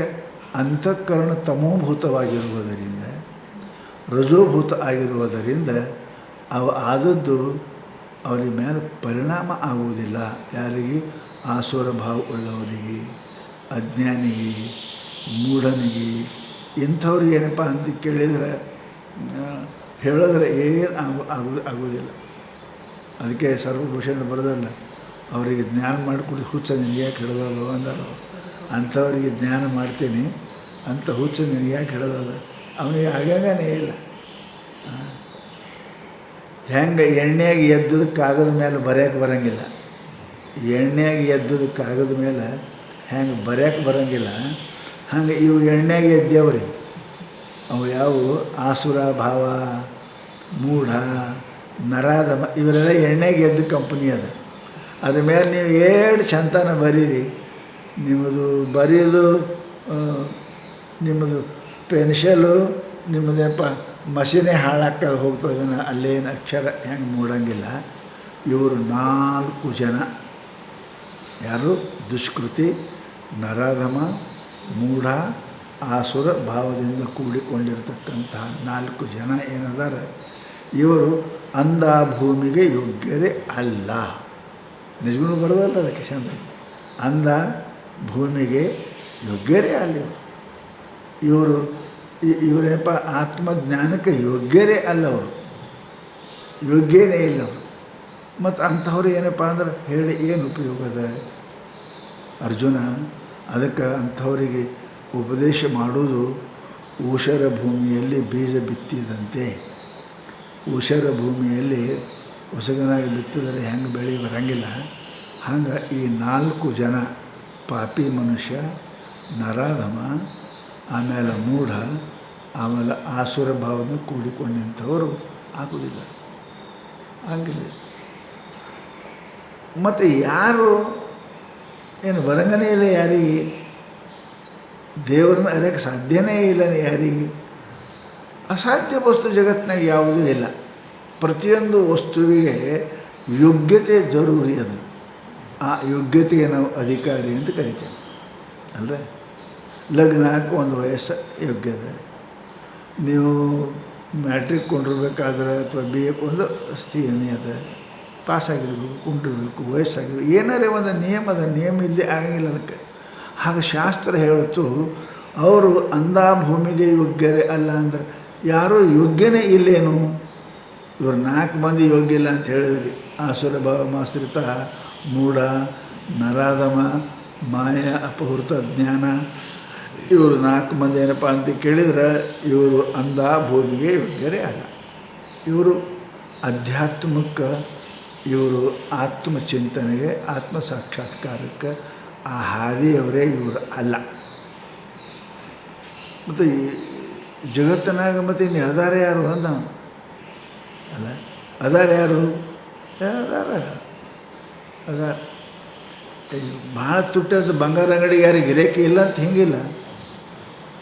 ಕಾಪಲ್ ಬಜಾರ್ಗೆ ಭಾಳ ಇರಬೇಕು. ಬಂಗಾರ ಅಂಗಡಿಗೆ ಯಾರು ರತ್ನಕ್ಕೆ ಗಿರಾಕಿ ಇಲ್ಲ ಅಂತಲ್ಲ, ಅದಾರ ಕಮ್ಮ ಇರ್ತಾರೆ. ಅವರು ಯಾರು ಅಧ್ಯಾತ್ಮವನ್ನು, ಆತ್ಮವನ್ನು, ಪರಮಾತ್ಮನನ್ನು ಈ ಮಾಯೆಯನ್ನು ದಾಟಿ, ಮಾಯಾ ಕಾರ್ಯವನ್ನು ದಾಟಿ ಆ ಪರಮಾತ್ಮನನ್ನು ಅರಿಯಲಿಕ್ಕೆ ಇವ್ರು ಜನ ಇವ್ರು ಇಲ್ಲ ಅಂದಿರಿ. ಮತ್ತು ಇನ್ನು ಯಾರದಾರ? ಅರ್ಜುನ ಎಲ್ಲರೂ ಹಾಗೆ ಇರ್ತಾರೆ ಅಂತೇಳಿ ಒಂದು ಮನೆಗೆ 4 ಥರ ಇರ್ತಾರೋ, ಒಂದೇ ಮನೆಗೆ 4 ಥರ ಇರ್ತಾರೆ ನೋಡಿದಿಲ್ಲ? 4 ಥರ ಇರ್ತಾರೆ. ಒಬ್ಬ ಕುಡಿಯೋನು ಇರ್ತಾನೆ, ಒಬ್ಬ ಸೇದೋನು ಇರ್ತಾನೆ, ಒಬ್ಬ ತಿನ್ನೋನು ಇರ್ತಾನೆ, ಒಬ್ಬ ಆಡೋನು ಇರ್ತಾನೆ, ಅಲ್ಲ ಒಬ್ಬ ಅಪ್ಪನ ಸೇವೆ ಮಾಡೋನು ಇರ್ತಾನೆ, ಬಯ್ಯೋನು ಇರ್ತಾನೆ. ಒಂದೇ ಮನೆಯಾಗ ಇರ್ತಾವಿಲ್ಲ? ಹಂಗೆ ನಮ್ಮ ಮನೆಗೂ ಕೂಡ ಅದಾವ. ಒಂದು 4 ಹಂಗೆ ಹುಟ್ಟ್ಯಾವ, ಒಂದು 4 ಹಿಂಗೆ ಅದಾವ. ನಮ್ಮ ಪರಮಾತ್ಮ ಒಂದು ಮನೆಯಾಗ ಇರ್ತಾರೆ ಜಗತ್ತಿನಾಗ. ಅವ್ರ ಮನೆಯಾಗ 4 ಮಂದಿ ಚಲೋ ಭಾಳ ಶಾಣೆ ಅದೇನ್ರಿ, ದೊಡ್ಡ ಚಂದ ಅದ ಕಿದದ ನೋಡ್ರಿ, ತಿರ್ಕ ಇದಕ್ಕೆ ಹಿಂಗೆ ಮಾಡ್ತಾರೆ. ಅದು ಒಂದೇ ಹೊಟ್ಟೆಗೆ ಹುಟ್ಟ್ಯಾರಲ್ರಿ, 4 ಥರ ಇರ್ತಾವಲ್ಲ. ಹಂಗೆ ಪರಮಾತ್ಮ ಯಾರೂ ಇಲ್ಲೇನು ಹಂಗೆ ಅಲ್ಲಪ್ಪ. ಜಗತ್ತಿನಾಗ ಎಲ್ಲನೂ ಅದ, ಎಲ್ಲನೂ ಅದ. ಅವ್ರು ಇವು 4 ಹಂಗೆ ಅದಾವ, ಒಂದು 4 ಹಿಂಗೆ ಅದಾವ. ಒಂದು 4 ನಮ್ಗೆ ಬೈತವ, ನಮ್ಗೆ ಇಲ್ಲೇ ಅಂತವ, ಅಲ್ಲೇ ಅಂತಾವ. ಅಪ್ಪಗೆ ಅಪ್ಪ ಅನ್ನಕ್ಕಿಲ್ಲ, ಅವಾಗ ಅನ್ನಂಗಿಲ್ಲ ಅಂಥವೂ ಅದಾವ. ಇನ್ನು ಮಾತಾ ತಂದೆ ತಾಯಿ ನೇನೆ ತಂದೆ ನೇನೆ ಅನ್ನೋರು ಅದಾರ ಅಲ್ಲ. ಪರಮಾತ್ಮ ಮಾತೃದೇವೋಭವ ಅನ್ನೋರು ಅದ, ಪಿತೃದೇವೋಭವ ಅನ್ನೋರು, ಪಿತೃದೇವೋಭವ ಅನ್ನೋರು ಅದ. ನಮ್ಮ ಅಪ್ಪ ಅಲ್ಲ ನನ್ನ ವೈರಿ ಅಂತ ಅನ್ನೋರು ಅದ. ಜಗತ್ತು ಇದು ಹೀಗೆ 4 ಮಂದಿ ನನ್ನ ನಂಬೋರಿಲ್ಲ. ನಿನಗೆ ಹೇಳಿದೆ ಸುಟ್ಟು. ಹಂಗೆ ದೇವರಿಲ್ಲ, ಆತ್ಮ ಇಲ್ಲ ಅಂತಾರಲ್ಲ, ಈ ಪೈಕಿ ಅಂತ ಹೋಗು. ಯಪ್ಪ ಅಂದ್ರೆ ಅವರಿಗೆ ಬುದ್ಧಿ ಹೋಗ್ಯದ, ಅಪಹೃತ ಜ್ಞಾನ, ಬುದ್ಧಿ ಹೋಗ್ಯದ, ಬುದ್ಧಿ ಇಲ್ಲವ, ಅಧಮ, ಪಾಪಿ. ಅವ್ರು ಸತ್ಯವನ್ನು ತಿರಸ್ಕಾರ ಯಾರು ಮಾಡ್ತಾರೆ? ಸತ್ಯವನ್ನು ತಿರಸ್ಕಾರ ಮಾಡತಕ್ಕಂಥವ್ರು ಮನುಷ್ಯ ಪಾಪಿನೇ. ಅವನಿಗೆ ಹೇಳಿದ್ರು, ಅವನು ಪಾಪಿ ಏನು ಮಾಡ್ತಾನೆ ಅಂತ ಕೇಳಿದ್ರೆ, ಒಬ್ಬ ಪಾಪಿ ಅದಾನೆ, ಒಬ್ಬ ವಿಚಾರೇ ಮಾಡೋಂಗಿಲ್ಲ ಪಾಪ, ಅವನಿಗೇನು ಮಾಡ್ತಾನೆ, ಮೂಢ ಅದಾನೆ. ಒಬ್ಬ ಮನುಷ್ಯ ಅದಾನೆ, ವಿಚಾರ ಮಾಡ್ತಾನೆ, ಅಧಮ ವಿಚಾರ ಮಾಡ್ತಾನೆ, ಚಲೋ ವಿಚಾರ ಯಾವ ಮಾಡೋಂಗಿಲ್ಲ, ಕೆಡಿಸೋದೇ ವಿಚಾರ ಮಾಡ್ತಾನೆ, ನರಾಧಮ ಅದಾನ. ಎಲ್ಲಕ್ಕೇನಪ್ಪ ಅಂದರೆ ಬುದ್ಧಿ ಇಲ್ಲ. ಇವರು ನನ್ನನ್ನು ಒಪ್ಪಂಗಿಲ್ಲ. ಎಲ್ಲಿ ದೇವರಿಗೆ ಹಿಂಗ್ಯಾಕೆ ಮಾಡ್ತಿದ್ದ, ಅವ್ರಿಗೆ ಹಂಗ್ಯಾಕೆ, ನಮಗೆ ಹಿಂಗ್ಯಾಕೆ, ಅವು ಸುಖಿ ಯಾಕೆ, ದುಃಖಿ ಯಾಕೆ, ಶ್ರೀಮಂತ, ಇವೆಲ್ಲ ಇರ್ತಾವೆ. ಅವು ಮೂರ್ಖರು. ಇನ್ನು ನನ್ನ ಮಾಯೆಯನ್ನು, ಮಾಯೆ ಯಾರನ್ನು ಅಪಹೃತ ಮಾಡಿಲ್ಲ ಬುದ್ಧಿ, ಅವರು ನನ್ನ ನಂಬ್ತಾರೆ. ಅವ್ರು ನನ್ನ ನಂಬ್ತಾರೆ. ಸ್ವಾಭಾವಿಕ. ಮನೆಯಾಗ 4 ಮಕ್ಕಳಿದ್ದಾರೆ, ಅವ್ವ ಅಪ್ಪನ 4 ಮಂದಿ ಇರಲಿ ಅಂತಾರೆ. ಒಂದಿಬ್ಬರು ನಮ್ಮ ಮನೆ ಬೇಡ, ನೀ ಎಲ್ಲೇ ಹೋಗಬೇಕಾದ್ರೆ ಪಾಲು ಮಾತು ಹೆಚ್ಚಿಗೆ ಹೋಗೋದು ಅಂತ ಒಂದೇ ಹೊಟ್ಟೆ ಊಟದಲ್ಲಿರ್ತಾರೆ. ಹಂಗೆ ಪರಮಾತ್ಮ ಮತ್ತು ಪ್ರಕೃತಿಯಲ್ಲಿ ಜನ್ಯವಾಗಿರ್ತಕ್ಕಂಥ ಈ 4 ಜನ ಏನದಾರಲ್ಲ, ಅವರು ಸತ್ಯವನ್ನು, ಪರಮಾತ್ಮನನ್ನು ನಂಬುವುದಿಲ್ಲ. ಇನ್ನು 4 ಜನ ಅದಾರ, ಹೌದಲ್ಲ? ಒಂದೇ ವಂಶದ ಕೌರವರು ಹುಟ್ಟ್ಯಾರ, ಪಾಂಡವರು ಹುಟ್ಟ್ಯಾರ, ಒಂದೇ ವಂಶದಾಗ ಹುಟ್ಟ್ಯಾರ. ಮತ್ತು ಒಬ್ಬರು ದೇವರಿಗೆ ನಂಬ್ತಾರೆ, ಇವ್ರು ನಂಬಂಗಿಲ್ಲ. ಅವ್ರಿಗೆ ನಂಬಂಗಿಲ್ಲ. ಅವರು ಕೃಷ್ಣನ ದೇವ್ರಿಗೆ ನಂಬಂಗಿಲ್ಲ. ಅವರು ನಂಬ್ತಾರೆ ಅವರು ದೇವರಂತ. ಅದರಂತೆ ಪ್ರಕೃತಿ ಪುರುಷರಿಂದ ಜನ್ಯವಾಗಿರ್ತಕ್ಕಂಥವರಲ್ಲಿ ಈ 4 ಭಾವದಿಂದ ಕೂಡಿಕೊಂಡವರು, ಬುದ್ಧಿ ಇಲ್ಲದವರು, ನರಾಧಮರು, ಪಾಪಿಗಳು, ಆಮೇಲೆ ವಿಚಾರರಹಿತರು. ಮೂಢ ಅಂದರೆ ವಿಚಾರರಹಿತರು. ಇವರು ದೇವರನ್ನು, ಸತ್ಯವನ್ನು, ಧರ್ಮವನ್ನು ಒಪ್ಪೋದಿಲ್ಲ. ಇವರೇ ಅದಾರ. ಇಲ್ಲಿಲ್ಲ, ಜಗತ್ತಿನಾಗ ದೇವರನ್ನು ನಂಬೋರು ಅದಾರ, ಪುಣ್ಯ ಪಾಪ ನಂಬೋರು ಅದಾರ ಜಗತ್ತಿನೊಳಗೆ. ಅವ್ರು ಯಾರು ಅಂತ ಅವರು 4 ಜನ ಅದಾರ ಅಂತ. ಚತುರ್ವಿಧ ಮಾಂ ಭಜಂತೆ ಜನ ಸುಕೃತಿ ಅರ್ಜುನ. ಏನಪ್ಪ? ಚತುರ್ವಿಧ ಜನ ಸುಕೃತಿನಃ ಅರ್ಜುನ ಮಾಂ ಭಜಂತೆ. ಅರ್ಜುನ, ನೀ ಅದು ಆಗಳೇ ಹೇಳೋದು ತಲೆ ಇಟ್ಕೊಂಡು ಕುಂಡ್ರಬೇಡ, ಅದನ್ನು ಬಿಡು. ಎಲ್ಲರೂ ಪಾಪಿ ಅನ್ನಬೇಡ, ಎಲ್ಲರೂ ಹುಚ್ಚರು ಅನ್ನಬೇಡ. ಜಗತ್ತಿನಾಗ ಎಲ್ಲರೂ ಹುಚ್ಚರಿದ್ರೆ ಜಗತ್ತಾಗ ನಡೀತದೆ. ಅದರ ಶಾಣೆ ಒಬ್ಬರು ಇರ್ತಾರೆ, ಮನೆ ಗಳಿಸೋರು ಇರ್ತಾರೆ, ಕಳೆಯೋರು ಇರ್ತಾರೆ. ಅದು ಪ್ರಪಂಚದ ಮನೆ ಅಂತ ಅದಕ್ಕೆ ಅಂತಾರೆ. ಇವರು 4 ಮಂದಿ ಅದರ, ದೇವರಿಲ್ಲ, ಧರ್ಮ ಇಲ್ಲ, ಪುಣ್ಯ ಇಲ್ಲ, ಪಾಪ ಇಲ್ಲ, ಸ್ವರ್ಗ ಇಲ್ಲ, ನರಕಿಲ್ಲ. 4 ಮಂದಿ ಅದಾರ. ಇದರ ವಿರುದ್ಧವಾಗಿ ನಂಬೋರು ಅದಾರ.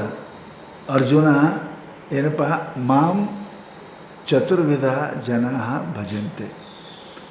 4 ಪ್ರಕಾರದ ಜನ. ಅಲ್ಲಿ ಹೆಂಗೆ 4 ಮಂದಿ ಅದಾರ, ಇಲ್ಲಿ 4 ಮಂದಿ ಅದಾರ. ನನ್ನ ನಂಬ್ತಾರೆ, ನನ್ನ ಕೃತಿ ನಂಬ್ತಾರೆ, ನನ್ನ ಶಕ್ತಿ ನಂಬ್ತಾರೆ, ನನ್ನ ಆರಾಧನೆ ಮಾಡ್ತಾರೆ. ಅವರು 4 ಜನ ಅದಾರ. ಅವ್ರು ಯಾರು? ಆರ್ತೋ. ಆರ್ತೋ ಅಂದರೆ ಏನ್ರಿ? ದುಃಖಿ. ದುಃಖಿ ಅಂತ.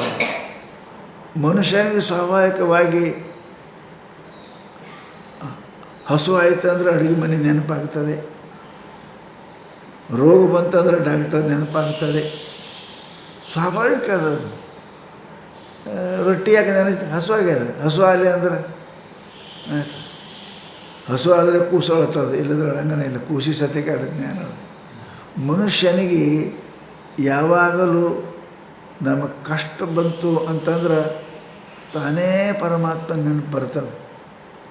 ಭಾಳ ಹೈರಾಣಾಗಿತ್ತು ಅಂತಂದ್ರೆ 4 ಕಿಲೋಮೀಟ್ರ್ ನಡೆದು ನಡ್ಕೊಂಡ್ರು ಶಿವ ಅಂತ ಕಾಲ ಸೆಟದಿರಬೇಕು, ಟೊಂಕ್ ಬಗ್ದಿರ್ಬೇಕು. ಅವಾಗ ದೇವರ ದೇವ ದೇವ ದೇವ ದೇವ ಅಂತಾನೆ. ಯಾಕೆ? ದೇವ್ರ ಸಲುವಾಗಿ ಅಲ್ಲ, ನೆನಪು ಬರ್ತದೆ. ಕಷ್ಟ ಏನಪ್ಪ ಅಂತ ಕೇಳಿದರೆ ಪರಮಾತ್ಮನ ಇರ್ತದೆ. ಅದಕ್ಕೆ ಕುಂತಿ ದೇವ್ರಿಗೆ ಅದೇ ಕೇಳೋದು. ಕೃಷ್ಣ ಎಲ್ಲ ಯುದ್ಧ ಮೇಲೆ ಆಯ್ತು, ನಿಮ್ಮ ಮನೆಗೆ ನಾವಿರಲಿ, ನಮ್ಮ ಮನೆಗೆ ನಾವು ಹೋಗ್ತೀವಿ ಅಂದ. ದಿಲ್ಲ್ಯಾಗ ಹಸ್ತಿನಾಪುರದಾಗ ಹೋಗುವಾಗ ಯಾರ್ಯಾರು ಏನೇನು ಬೇಕು ಅಂತ ಕೇಳೋದು. ಧರ್ಮ ಅವರೆಲ್ಲ ನಾವು 4 ಮಂದಿ ಅಣ್ತಂಬ್ರು ಹೆಂಗಿದ್ದೆ ಹಾಗೇ ಇರಂಗೆ ಆಶೀರ್ವಾದ ಮಾಡು ಅಂದರು. ಯಾರ್ಯಾರು ಏನೇನು ಮಾಡಿದ್ರು ಕುಂತಿ ಕೇಳೋದಂತ, ನಿನಗೇನು ಬೇಕು ಅಂತ. ದೇವರ ಮೊದಲು ಹ್ಯಾಂಗೆ ಕಷ್ಟ ಇತ್ತು ಅದರ 2 ಪಟ್ಟು ಕಷ್ಟ ಕೊಡುವ ಅಂದರು.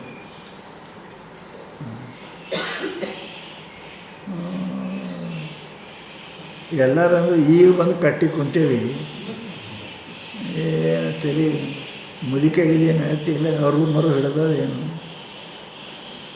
ಹಿಂಗ್ಯಾಕೆ ಮಾಡ್ತೀವಿ ಅಂದ್ರೆ ಅವಾಗ ಅಂದಾಳಕ್ಕೆ, ಇಲ್ಲ ಕಷ್ಟ ಬಂದ ಕಾಲಕ್ಕೆ ದೇವರು ನೆನೆಸ್ತೇವೆ ಬರ್ತಾನೆ. ಆಕೆ ವಸ್ತ್ರಾಭರಣ ಆಗ್ತಿತ್ತು ಕೃಷ್ಣ ಅಂತಂದು ಬಂದ. ಅಡವ್ಯಾಗ ಅನ್ನ ಸಮಾಪ್ತ ಆಗಿತ್ತು, ಋಷಿಗಳು ಶಾಪ್ ಕೊಡೋಕ್ಕೆ ಬಂದರು, ಅವಾಗ ಬಂದಾನಿಲ್ಲ. ಯುದ್ಧದಾಗ ಕಷ್ಟ ಮನುಷ್ಯನಿಗೆ ಪರಮಾತ್ಮನ ಸ್ಮರಣ ಮಾಡ್ತಾರೆ. ಅದಕ್ಕೆ ದುಃಖದಲ್ಲಿ ಶಿವ ಅನ್ನೋರು ಅದಾರ. ಅದಕ್ಕೆ ಅರ್ಥ ಅವನು ನನ್ನ ಭಕ್ತನೇ. ಎದಕ್ಕೆ ದುಡ್ಡಿಗಾಗಿ ನೆನೆಸಲಿ, ರೋಗಕ್ಕಾಗಿ ಎದಕ್ಕಾರೆ ನೆನೆಸ್ತಾನಲ್ಲ ಅವ, ನೆನೆಸ್ತಾನ. ಇದನ್ನೂ ಒಂದು ಭಕ್ತನೇ ಅದು. ಅದಕ್ಕೆ ಮಹಾತ್ಮರು ಪರಮಾತ್ಮ ದುಃಖ ಕೊಡುವಪ್ಪ, ದುಃಖ ಕೊಡು, ಯಾಕೆ ದುಃಖದಲ್ಲಿ ನಿನ್ನ ಸ್ಮರಣ ಬರುತ್ತೆ, ದುಃಖ ಕೊಡು ಅಂತ ಕೇಳ್ತಾರೆ. ಇವನು ಒಬ್ಬ ಭಕ್ತನೇ ಮೊದಲ, ಅವನಿಗೆ ಭಕ್ತ. ನಾವು ಅದಕ್ಕೆ ನೀವು ಅಂತೀರಿ, ನಿಮ್ಮ ರೊಕ್ಕ ತೊಗೊಂಡು ನಿಮ್ಮಲ್ಲಿ ಪಗಾರದಾಗಿದ್ದು ನಿಮ್ಮ ರೊಕ್ಕ ತೊಗೊಂಡು ನಿಮಗೆ ಹೋಟೆಲ್ ಅಡಿಗೆ ತಂದು ಕೊಡ್ತಾನೆ. ನೀನು ಪುಗಟ್ ತರ್ತೀಯನಂತಂದ್ರೆ ತಂದು ಕೊಡ್ತಾನೆ. ಇದು ದೊಡ್ಡ ಮಾತಲ್ಲ, ಅದು ಹೇಳೋದು. ಇದನ್ನು ಅವನು ಬರ್ತಾನೆ.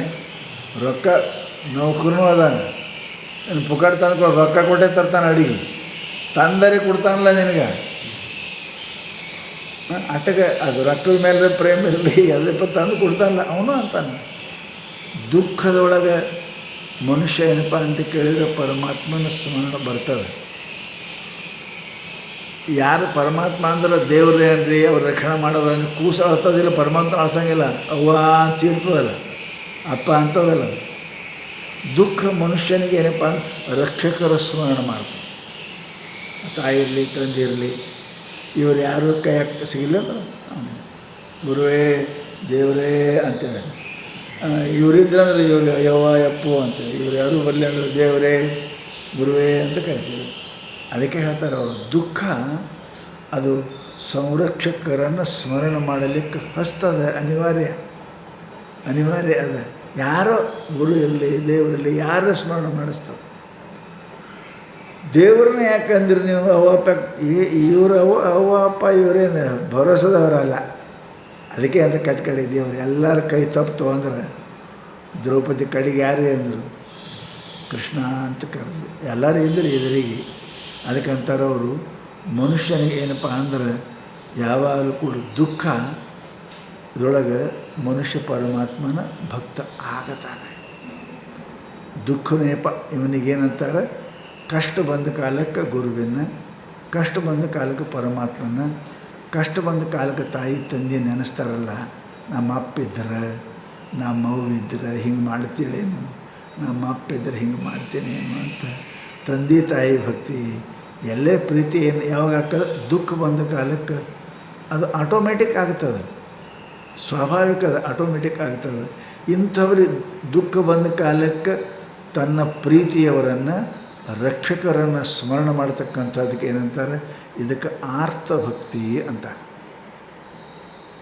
ಕನಿಷ್ಠ ಅದು ಭಕ್ತಿ ಅದ ಕನಿಷ್ಠ. ಯಾಕೆ ಅದು ಹೋಯ್ತಂದ್ರೆ, ಅದು ಆರಾಮಾಯ್ತಂದ್ರೆ, ಜಡ್ ಬಂದ ಕಾಲಕ್ಕೆ ಡಾಕ್ಟರ್ ನೆನೆಸ್ತೀರಿ, ಆರಾಮಾಯ್ತಂದ್ರೆ ಹಂಗೆ ಇದು ಆರ್ತಭಕ್ತಿ, ಕನಿಷ್ಠ ಭಕ್ತಿ. ದುಃಖ ಬಂದ ಕಾಲಕ್ಕೆ ಎಲ್ಲರೂ ಸ್ಮರಣೆ ಮಾಡ್ತಾರೆ. ಅದಕ್ಕಿದು ಆರ್ಥ ಬಂದಿತ್ತು. ಇನ್ನು ಎರಡನೇದೇನಪ್ಪ ಅಂತ ಕೇಳಿದರೆ ಜಿಜ್ಞಾಸು ಅರ್ಥಾರ್ಥಿ. ಎರಡನೇದೇನಪ್ಪ ಅಂದ್ರೆ ಅರ್ಥಾರ್ಥಿ. ಇವ ಅವ್ರ ಪೈಕಿನೇ ಅದಾನ, ಅರ್ಥನ ಪೈಕಿನೇ ಅದಾನ ಇವನು, ಇವೇನು ಭಾಳ ದೂರಿನವಲ್ಲ. ತನಗೆ ಸೌಕರ್ಯಗಳನ್ನು ಅಪೇಕ್ಷೆ ಮಾಡ್ತಕ್ಕಂಥ ಅವ ಕಷ್ಟ ಹೋಗಲೇ ನಾವು ಅರ್ಥ ಕಷ್ಟ ಹೋಗಲೇ ಇವ ಸೌಕರ್ಯ ಬೇಕು ನಮಗೆಲ್ಲ. ಮನೆ ಎಂಥದ್ದು ಕಟ್ಸಿ ದೇವ್ರ ಕೃಪಾ ರೀ ಅಂತಾರೆ ನೋಡ್ರಿ. ದೇವ್ರ ಕಥೆ ಯಾರಿ ಆಗ್ಯದ ಅಂತ ಮನೆ ಆರಾಮ ಮನೆ, ಚಲೋ ಹೆಂಡ್ತಿ, ಚಲೋ ಗಂಡ, ಚಲೋ ಮಕ್ಕಳು, ಬೆಳೆಯೋ ಹೊಲ, ಹಿಂಗಾಯ್ತಂದ್ರೆ ಏನಂತಾರೆ ಇವರು, ಇವ ಅರ್ಥಾರ್ಥಿ ಅದ. ದೇವರು ಭಜನೆ ಮಾಡ್ತಾರೆ ಅದ್ರ ಸಲುವಾಗಿ. ನೋಡಿಲ್ಲ ಅಂಗಡಿಗೆ ಹೋದವರು ಮುಂಜಾನೆ ಅಂಗಡಿ ತೆಗೆಯುವಾಗ ಅಂಗಡಿಗೆ ಹೊಸ್ತರಿಗೆ ನಮಸ್ಕಾರ ಮಾಡ್ತಾರೆ. ತಕಡಿಗೆ ಕಲ್ಲಿಗೆ ಶೇರ್ಗಲ್ಲಿ ನಮಸ್ಕಾರ ಮಾಡ್ತಾರೆ. ಅವು ದೇವರು. ಓಕೆ, ಈ ಅರ್ಥಾರ್ಥಿ ಕಂಪ್ನಿ ಇವಾಗ ಅರ್ಥಾರ್ಥಿ ಅದ. ಅದಕ್ಕೆ ಆ ಕಲ್ಲ ಬಾಗಿಲು ಪೂಜೆ ಮಾಡಿದ್ರೆ ಬರ್ತಾವ ಅಂತ ಅವ್ರಿಗೆ ಅದ್ರ ಮೇಲೆ ಭಕ್ತಿ. ಅದಕ್ಕೆ ಅದರ ಮೇಲೆ ಎಮ್ಮೆ ಮೇಲೆ ಜೀವ ಮಾಡೋದು ಹಾಲಿನ ಸಲುವಾಗಿ. ಅದು ಒತ್ತು ಅಂದರೆ ಇವರು ಒದಿತಾರೆ ಅದಕ್ಕೆ. ಹಾಗೇನಪ್ಪ ಅಂದ್ರೆ ಕೆಲವೊಂದು ಜನ ಪರಮಾತ್ಮ ಕೊಟ್ಟಾನೆ, ಎಲ್ಲ ನಮಗೆ ದೇವರು ಕೊಟ್ಟಾನೆ, ಗುರುಗಳು ಕೊಟ್ಟಾನೆ, ಭಾಳ ಚಲೋ ಪೂಜೆ ಮಾಡ್ತಾರೆ. ಅವರ ಅಪೇಕ್ಷಿತ ಅರ್ಥ ಪ್ರಯೋಜನ ಸಿಗಲಿಲ್ಲ ಅಂತ ಕೇಳಿದರೆ ಆ ಗುಡಿಗೆ ಹೋಗಿಲ್ಲ, ಮತ್ತು ಬಾಗಿಲಿಗೆ ಮುಳ್ಳು ಹಚ್ತಾರೆ. ಎಂಥ ದೇವರು ಪೂಜೆ ಮಾಡಿ ಏನು ಸಿಗ್ತದೆ ಅಂತ. ಅದಕ್ಕೆ ಅಂತಾರೆ ಅವರು, ಇವು ಎರಡನೇದು ಅಟ್ಟಕರೆ ಮಾಡೋಕತ್ತಲ್ಲ ಅವನು ಭಕ್ತಿ ಅನ್ಬೇಕಂತಾರೆ. ಎದಕ್ಕರೆ ನಿಮಿತ್ತವಾಗಿ ನೆನೆಸ್ತಾನಲ್ಲ ದೇವರಿಗೆ, ಎಷ್ಟು ದೊಡ್ಡ ಮನಸ್ಸದ ನೋಡ್ರಿ ಹೇಳೋರು. ಎದಕ್ಕರೆ ಇಲ್ಲಿ ನೆನೆಸ್ತಾನಲ್ಲ ಅದಕ್ಕೆ ಅದಾದಮೇಲೆ ಬರಬೇಕು ಅಂತ ನೇಮಿಲ್ಲ, ನೆನೆಸ್ತಾನೆ ಇಟ್ಟಕರೆ. ಆರಾಮಾದ ಕೂಡ ಡಾಕ್ಟ್ರಿಗೆ ಯಾಕೆ ನೆನೆಸ್ತಾನೆ, ನೆನೆಸಂಗಿಲ್ಲ ಖರೆ. ಯಾವುದ್ರಿ ಅರಿವಿ ಹೊಲಿ ಇದ್ರೆ ಶಿಂಪಿಗಾಯಿ ನೆನೆಸ್ತಾರೆ, ರೋಗ ಬಂದರೆ ಏನಪ್ಪ ಡಾಕ್ಟ್ರ್ ನೆನೆಸ್ತಾರೆ. ಮನುಷ್ಯ ಅಷ್ಟರ ಪ್ರತ್ಯೇಕ ನೆನೆಸ್ತಾನಲ್ಲ ಸಾಕು ಅಂತಾನೆ. ಪರಮಾತ್ಮ ಎಷ್ಟು ದೊಡ್ಡ ಭಾವನೆ ನೋಡ್ರಿ. ದುಡ್ಡಿಗಾಗಿರಿ ನೆನೆಸ್ತಾನಲ್ಲ, ನೆನೆಸ್ತಾನೆ. ಈ ನೆನೆಸ್ಲಾರ್ದವ್ರು ರಾಕ್ಷಸರದಾರ ಅವರು ಅವನಿಗೆ ಭಕ್ತ ಅಂತ ಅನ್ನಂಗಿಲ್ಲ, ವಿರೋಧಿಗಳಂತೆ, ಶತ್ರು ಅಂತೆ ಅವ್ರಿಗೆ. ಇವ ಭಕ್ತದಾನ ಎದಕ್ಕರೆ ದೇವ್ರಿಗೆ ನೆನೆಸ್ತಾನಲ್ಲ, ಹ್ಯಾಂಗರಾಗಿ ಭೇಟಿ ಆಗ್ತಾನಲ್ಲ, ಹ್ಯಾಂಗರಾಗಿ ನಮ್ಮ ಹಂತಕ್ಕೆ ಬರ್ತಾನಲ್ಲವ. ದುಡ್ಡಕ್ಕಾಗಿ ಗುಡಿ ಬರಲಿ, ಕೀರ್ತಿಗಾಗಲಿ ಬರಲಿ, ರೋಗಕ್ಕಾಗಲಿ ಬರಲಿ, ಬರ್ತಾನಲ್ಲ, ಅದೇ ದೊಡ್ಡದು ದೇವರು. ಅದಕ್ಕೆ ದೊಡ್ಡ ಮನಸ್ಸು ಅಂತೇವೆ ನಾವು. ದುಃಖಿ ಬರ್ತಾನೆ, ಆಯ್ತಾಯ್ತು, ದುಃಖ ಹೋಯ್ತಾನೆ ಮತ್ತೆ ಬಿಡ್ತಾನೆ. ದೇವರ ನೀನು 8 ಅಮಾಸೆ ಬರ್ತೀನಿ, ನನಗೆ ಎಲ್ಲ ಆಗಲಿ ಅಂತ ಬೆಳ್ಕೊತ 3 ಅಮಾಸೆಗೆ ಆಯ್ತು ಅಂದ್ರೆ ಮುಂದಿನ 5 ಹೌದು ಮಾಫ್ ಆದವು. ಮುಂದಿನ 5 ಬರೋಂಗಿಲ್ಲ. ಯಾಕೆ ಅವ ಅವ ಅರ್ಥ ಹಂಗೆ ಇರ್ತಾನೆ, ಅರ್ಥಾರ್ಥಿನ ಹಾಗೆ ಇರ್ತಾನೆ. ಸಿಕ್ತು ಅಂದ್ರೆ ಮುಗಿತು, ಮುಂದೆ ಅವನೇ ಆಯ್ತಲ್ಲ ಕೆಲಸ ಆಯಿತು, ರಾಶಿ ಆಯ್ತು, ಹೊಲ ಯಾರು ನೋಡ್ಬೇಕಂತಾರೆ ಅವ್ರು, ಮುಗದೇ ಹೋಗ್ಯದ. ಹಂಗೆ ಈ ಅರ್ಥಾರ್ಥಿ ಇವರಿಬ್ಬರು ಅಪೇಕ್ಷೆ ಇರ್ತಾರೆ. ಮುಂದಿನ ಅದಾನ ಏನಪ್ಪ ಅಂದ್ರೆ ಮತ್ತೊಬ್ಬ ಯಾರು, ಜಿಜ್ಞಾಸು. ಮೂರನೇ ಜಿಜ್ಞಾಸು.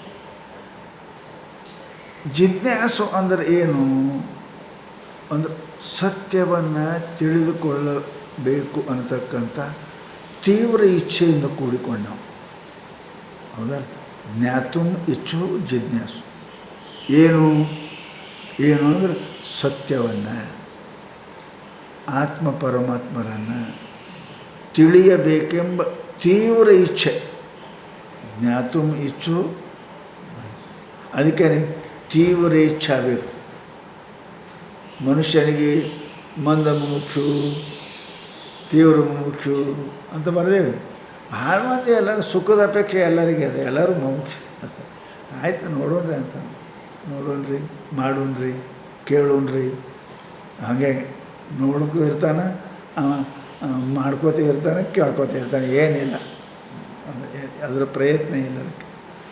ಶಾಸ್ತ್ರ ಹೇಳ್ತು ಜ್ಞಾತುಂ ಇಚ್ಛು.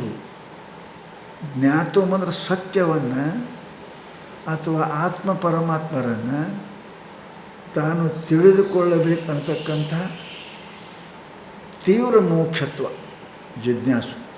ಜಿಜ್ಞಾಸು ಇರಬೇಕು ಅವನಿಗೆ. ಅವ ಜಿಜ್ಞಾಸು ಇತ್ತ ಅಂದ್ರೆ ಏನಾರೇ ಪ್ರಯತ್ನ ಮಾಡ್ತಾನೆ. ದುಡ್ಡು ಗಳಿಸಬೇಕು ಅನ್ನೋದು ಇಚ್ಛೆ ಇತ್ತು ಅಂದ್ರೆ ಏನಾರೇ ಮಾಡ್ತಾನೆ. ಹಸು ಆಗ್ಯದ ಗೊತ್ತಾಯ್ತು ಅಂದ್ರೆ ಏನಾರೇ ಮಾಡ್ತಾನೆ. ಭಿಕ್ಷೆ ಬೇಡ್ರೆ ಮುಡ್ತಾನೆ, ಹೆಂಗಾರು ತಂದರೆ ದುಡ್ಡು ಏನಾರು ಮುಡ್ತಾನೆ. ಅವನಿಗೆ ಹಸುವೆ ಆಗಬೇಕು ಮೊದಲು. ಹಸುವೇ ಇಲ್ಲ ಅಂತಂದರೆ ಆ ಮನುಷ್ಯ ಮುಂದೆ ಏನು ಇಟ್ಟರು ನೋಡಂಗಿಲ್ಲ, ಕಣ್ಣು ಮುಚ್ಚಿ ನಿಂತಿರ್ತಾನೆ. ಹಂಗೆ ತೀವ್ರ ಹಸುವೆ ಇದ್ದಂಗೆ ಯಾವರಿಗೆ ಸತ್ಯವನ್ನು ಅರಿಯಬೇಕು, ದುಃಖ ನಿವೃತ್ತಿ ಆಗಬೇಕು, ಆನಂದ ಪ್ರಾಪ್ತಿ ಆಗಬೇಕು ಅಂತಕ್ಕಂಥ ತೀವ್ರ ಇಚ್ಛೆ. ತೀವ್ರ ಇಚ್ಛೆ ಅದು ನೀವು ಹೇಳ್ತೀರಲ್ಲ, ಹಳ್ಯಾಗ ಮುಳುಗಿಸೋರಿಗೆ ಗುರುಗಳು ಮುಮುಕ್ಷು ಅಂದ್ರೆ ಏನಂತ ಕೇಳಿದ್ರಂತ. ಇವನಿಗೆ ಹೇಳಿದ್ರೆ ತಿಳಿಯಂಗಿಲ್ಲ ಅಂತ ತಿಳ್ಕೊಂಡು ಕರ್ಕೊಂಡು ಹೋಗಿದ್ರು ಹೊಳೆಗೆ. ಅದಕ್ಕೆ ಈಸು ಬರ್ತಿತ್ತಿಲ್ಲ, ಗುರುಗಳು ಒಳಗೆ ಕರ್ಕೊಂಡೋಗಿ ಮುಳುಗಿಸಿರ್ತಿರ್ತಾರೆ. ಮುಳುಗಿಸೋರು ಒದ್ದಾಡಕತ್ತವ, ಬಿಡ್ರಿ ಬಿಡ್ರಿ ಅಂತವ. ಮತ್ತು ಮೇಲೆ ಮತ್ತೆ ತೆಗೆಯೋರು ಮತ್ತೆ ಮುಳುಗಿಸೋರು. ಬಿಡ್ರಿ ಬಿಡ್ರಿ ಬಿಡ್ರಿ ಅಂತಂದ. ಕಟ್ಕಡೆ ಹಿಂಗೆ 3 ಸಲ ಮಾಡಿ ಬಿಟ್ಟರು. ಹೊರಗೆ ಬಂದಂದ, ನೀವು ಗುರುಗಳ ಏನು ಜೀವ ತಗೊಳ್ಳೋರ ನಾವು ಯಾಕೋ ಹಂಗ್ಯಾಕೆ ಮುಳುಗಿಸ್ತೀರಿ, ಹಂಗೆ ಮುಳುಗಿಸ್ತೀರಿ, ಮುಳುಗಿಸಿ ಕೇಳ್ತೀರಿ ಅಂತ. ನಿಮಗೆ ರೊಕ್ಕ ಬೇಕಾ, ರೂಪಾಯಿ ಬೇಕಾ, ಏನು ಬೇಕು, ಕೈ ಬಿಡ್ರಿ ಮೊದಲಂದವ. ಬೇಕು ಬಿಡ್ರಿ. ಹೆಂಗೆ ನೀರಾಗ ಮುಳುಗಿದ ಮನುಷ್ಯನಿಗೆ ಏನೂ ಅಲ್ಲ, ನನಗೆ ಕೈ ಬಿಡ್ರಿ ಅಂತ ಹೆಂಗಂತಾನೆ. ಹಂಗೆ ಯಾವ ಮನುಷ್ಯ ನನಗೆ ಏನೂ ಅಲ್ಲ, ಸ್ವರ್ಗ ನರಕ ಸುಖ ಇವೆಲ್ಲ ಬೇಡ, ನನಗೆ ಜ್ಞಾನ ಬೇಕು ಅಂತ ಯಾವ ಅಂತಾನೆ ಅವನಿಗೆ ಮುಮುಕ್ಷು ಅಂತಾರೆ. ಆದರೆ ಮಂದ ಮಧ್ಯ ತೀವ್ರ ಅಂತ ಇರ್ತಾರೆ. ಎರಡೂ ಮಾಡ್ತಾರೆ, ಅದೇ ಮಾಡ್ತಾರೆ, ಇಷ್ಟಿಟ್ಟು ಮಾಡ್ತಾರೆ, ಎಂದರು ಮಾಡ್ತಾರೆ. ಹೌದಲ್ಲ, ದಿನ ಮಾಡ್ತಾರೆ, ದಿನ ಮಾಡೋದಲ್ಲ, ಸದಾ ಕಾಲು ಮಾಡ್ತಾರೆ. ಹೌದಲ್ಲ, ಹುಣ್ಣಿಮೆ ಅಮಾವಾಸ್ಯೆಗೆ ಗುಡಿಗೆ ಹೋಗೋರು ಬೇರೆ ಅದಲ್ಲ,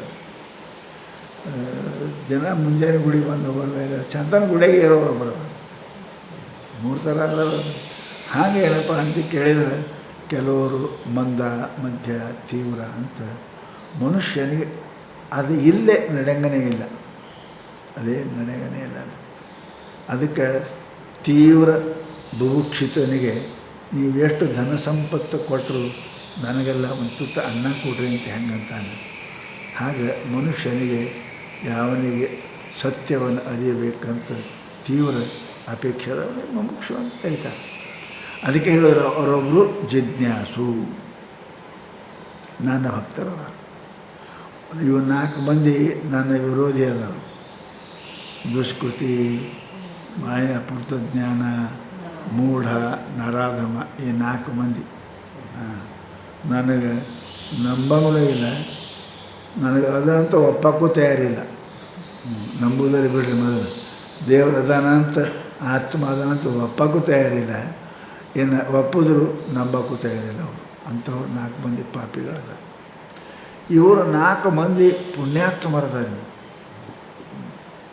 ಸತ್ಯವನ್ನು ಒಪ್ತಾರೆ, ಒಪ್ಪಿ ತಿಳಿಬೇಕಂತ ಅಪೇಕ್ಷೆ ಮಾಡ್ತಾರೆ, ಅದರ ಮೇಲೆ ಅದು ಅನುಭವ ಮಾಡ್ತಾರೆ. ನೋಡಿರಿ, ಇವ್ರು 4 ಮಂದಿ ಅನುಭವ ಮಾಡೋ ಜ್ಞಾನಿ. ಅದಕ್ಕೆ ಹೇಳಿ ಅವ್ರು ಯಾರು ಅಂತ ಹೇಳಿದವರು, ಒಬ್ಬ ದುಃಖಿ ಯಾವುದೋ ನಿಮಿತ್ತೆಯಿಂದ ಸತ್ಯವನ್ನು, ಒಂದು ಅಚಿಂತ್ಯ ಶಕ್ತಿಯನ್ನು ಒಪ್ತಾರಲ್ಲ, ಅವೊಬ್ಬ ಏನಪ್ಪ ಅಂತ ಕೇಳಿದ್ರೆ ಪುಣ್ಯಾತ್ಮ ಅದ. ಎರಡನೇದು ಏನಪ್ಪ ಅಂತ ಕೇಳಿದ್ರೆ, ದುಃಖ ಕಾಲದಲ್ಲಿ ದುಃಖವನ್ನು ಪರಿಹಾರ ಮಾಡಲಿಕ್ಕೆ ಅಪೇಕ್ಷೆ ಮಾಡ್ತಾನೆ ವಸ್ತುಗಳನ್ನು. ಯಾವುದೇ ಶಬ್ದ ರೂಪ ಯಾವುದೇ ಇರಲಿ, ಅದನ್ನು ನನ್ನ ದುಃಖ ಹೋಗಲಿ ಅಂತ ತಿಳ್ಕೊಂಡು ಅವ ದುಃಖದ ನಿವೃತ್ತಿಗಾಗಿ, ಅಪ್ರಾಪ್ತವಾದ ವಸ್ತುವಿನ ಪ್ರಾಪ್ತಿಗಾಗಿ ಏನಪ್ಪ ಅಂತ ಕೇಳಿದರೆ, ನಾನು ಎದಕ್ಕರೆ ನೆನೆಸ್ತಾನೆ, ನಾನು ನೆನೆಸ್ತಾನಲ್ಲ ಸಾಕು. ದುಃಖಕ್ಕಾಗಿ ಆಗಲಿ, ಇಚ್ಛಿತ ಪದಾರ್ಥ ಸಿಗುವುದಕ್ಕಾಗಿ ಆಗಲಿ ಏನಪ್ಪ ಅಪೇಕ್ಷೆ ಮಾಡ್ತಾನೆ, ಅವನು ಪುಣ್ಯ ಮಾಡ್ತಾನೆ. ಇನ್ನು ಸತ್ಯಾಸತ್ಯದ ವಿಚಾರ ಮಾಡ್ತಕ್ಕಂಥ ಮುಮುಕ್ಷು, ಅವನಿಗೆ ಜ್ಞಾತು ಇಚ್ಛು ಮುಮುಕ್ಷು. ಶಾಸ್ತ್ರ ಇದು ಜಗತ್ತ ಅಂದ್ರೇನು, ಪರಮಾತ್ಮ ಅಂದ್ರೇನು, ಇದು ಹೆಂಗೆ ಉತ್ಪತ್ತಿ ಆಯಿತು, ಈ ದುಃಖ ಬಂತು ಯಾಕೆ, ಇದು ಹೋಗ್ತದೆ, ಇವುಗಳ ವಿಚಾರ ಮಾಡಬೇಕಂತ. ಹೌದ್ರಿ, ಜನ್ಮ ಮರಣ ಅದ, ದುಃಖ ಅದ, ಇದು ಬಂತು ಯಾಕೆ, ಜನ್ಮ ಯಾಕೆ ಬಂತು, ಮರಣ ಯಾಕೆ ಬಂತು, ದುಃಖ ಯಾಕೆ ಬಂತು, ಇದಕ್ಕೆ ಏನು ಕಾರಣ ಇರಬೇಕು, ಜನ್ಮ ಯಾಕೆ ಬಂತು, ಮರಣ ಯಾಕೆ ಆಗ್ತದೆ, ಇವಕ್ಕೆ ಏನಾರೇ ವಿನಾಕಾರಣೇನ ಕಾರ್ಯನ ಉತ್ಪದ್ಯತೆ. ಕಾರಣ ಇಲ್ಲದೆ ಕಾರ್ಯ ಆಗುವುದನ್ನೇ ಇಲ್ಲ. ಹಾಗಾದರೆ ಈಗ ದುಃಖ, ಜನ್ಮ, ಮರಣ ಇವೆಲ್ಲ ಅದಾವಲ್ಲ, ಈ ಕಾರ್ಯಗಳಿಗೆ ಏನು ಕಾರಣ ಇರಬೇಕು ಅಂತೇಳೋದು ಯಾವ ಮನುಷ್ಯ ವಿಚಾರಕ್ಕೆ ಏನಪ್ಪ ಅಂದ್ರೆ ಆಗ್ತಾನೆ. ಇದು ಎಲ್ಲರಿಗಾಗೋದಿಲ್ಲ. ನಿಜಗುಣ ಬರೋದು ಬಹುತಃ ಜನ್ಮ ಸುಕೃತ ಬದಗಲು ಪರಮಾರ್ಗೀತಿ ಒಳಗೆ ಅನೇಕ ಜನ್ಮ ಪುಣ್ಯದಿಂದನೇ ಈ ವಿಚಾರ ಅವನಲ್ಲಿ ಬರ್ತದೆ. ಈ ವಿಚಾರ ಬಂದವನಿಗೆ ಮುಮುಕ್ಷು ಅಂತೇಳಿ, ಅಂತ ಮುಮುಕ್ಷು ಅಂತೇಳಿ. ಅದಕ್ಕೆ ಇಂಥ ಮುಮುಕ್ಷು ಏನಪ್ಪ, ಇವನು ಪುಣ್ಯಾತ್ಮನೇ ಆದ. ಪುಣ್ಯ ಇಲ್ಲದವರಿಗೆ ಆಗೋದಿಲ್ಲ, ವಿಚಾರನೇ ಬರೋಂಗಿಲ್ಲ ಮನುಷ್ಯನಿಗೆ. ಇನ್ನು ಕಡೆಗೆ ಒಬ್ಬ ಅದಾನ, ಅದರ ನಿಂತವನೇ ಅದಾನ. 4 ಜನ ಅದಾನ. ಯಾವ ವಸ್ತುವನ್ನು ಮುಮುಕ್ಷು ಅರಿಯಬೇಕು ಅಂತಾನೆ, ಯಾವ ವಸ್ತು ಸಲುವಾಗಿ ಮುಮುಕ್ಷು ಪ್ರಯತ್ನವನ್ನು ಮಾಡ್ತಾನೆ, ಅದೇ ತಾನಾಗ್ಯಾನ. ಅವನಿಗೇನಿಲ್ಲ, ಸದಾ ಆನಂದವಾಗಿರ್ತಾನೆ. ಹಿಂಗೆ ಏನಪ್ಪ ಅಂದ್ರೆ ಅವರು ಪಾಪಿ ಜನ, ಅಜ್ಞ ಜನ ಹೆಂಗೆ 4 ಮಂದಿ ಅದಾರ, ಹಂಗೆ ಸತ್ಯದ ದಾರಿಯಲ್ಲಿ ಕೂಡ 4 ಜನ ಅದಾರ, ದೇವರನ್ನು ನೆನೆಸೋರು. ಹೌದಾ? ಹೇಳ್ತೀನಿ ನೋಡಿ, ಎಲ್ಲರೂ ಎಲ್ಲ ಬೇಡ್ತಾರಂತ ಏನು ನಿಯಮ ಇಲ್ಲ. ನೀವು 10 ಥರದ ಮಿಠಾಯಿ ಇಡ್ರಿ, ಎಲ್ಲರೂ ಒಯ್ಯಂಗಿಲ್ಲ. ಒಬ್ಬರೊಂದು ಒಯ್ತಾರೆ ಮಿಠಾಯಿ. ಎಲ್ಲ ಸಕ್ಕರೆದೇ ಇರಲ್ಲ, ಮಿಠಾಯಿ ಒಯ್ಯೋರು ಭಾಳ ಮಂದಿ ಭಾಳ ಥರ ಇರ್ತಾರೆ. ಹಂಗೆ ಈ ಜಗತ್ತಿನೊಳಗೆ 4 ಪ್ರಕಾರದ ಜನ ಎಲ್ಲಿ ಪ್ರಪಂಚದಲ್ಲಿ ಅದಾರೆ. ಇನ್ನು ಪರಮಾರ್ಥದೊಳಗೆ 4 ಜನ ಅದಾರೆ. ಅವರೆಲ್ಲರಿಗೆ ನಾವು ಏನಂತೇವಿ, ಭಕ್ತರೇ ಅಂತೇವಿ. ಏನಕ್ಕೇನು ಉಪಾಯದಿಂದ ಪರಮಾತ್ಮ ನೆನೆಸ್ತಾನಲ್ಲ ಸಾಕು. ದುಡ್ಡು ಸಲುವಾಗಿ ಕಳ್ತನ ಮಾಡೋಂಗಿಲ್ಲವ, ದೇವರ ಕೊಡು ಅಂತಾನೆ. ಕಳ್ತನ ಮಾಡವ ಅದನ್ನು. ದುಡ್ಡು ಎಲ್ಲರಿಗೂ ಬೇಕಾಗ್ಯದ, ದುಃಖ ಎಲ್ಲರಿಗೂ ಬೇಡ ಆಗ್ಯದ. ಆ ದುಃಖಕ್ಕೆ ದೇವರನ್ನು ನೆನೆಸಂಗಿಲ್ಲ, ಏನಾರೇ ಮಾಡೋಕ್ಕೆ ಹೋಗ್ತಾನೆ. ಅದಕ್ಕೆ ಅವ ದುಃಖಕ್ಕೆ ದೇವರು ನೆನೆಸದ ಅಂದರೆ, ಕಷ್ಟ ಬಂದ ಕಾಲಕ್ಕೆ ದ್ರೌಪದಿ ದೇವರನ್ನು ನೆನೆಸೋದು, ಅದನ್ನು ದುಃಖ ಬಂದ ಕಾಲ ದೇವರು ನೆನೆಸೋದು. ದುಡ್ಡು ಬೇಕಾಗಿತ್ತು, ಧನ ಬೇಕಾಗಿತ್ತು ಅಂತಂದ್ರೆ ಶಾಸ್ತ್ರದ ಎಷ್ಟೋ ಪುರಾಣದಾಗ ಕೇಳ್ತೇವೆ, ಪರಮಾತ್ಮ ನೆನೆಸೋದು.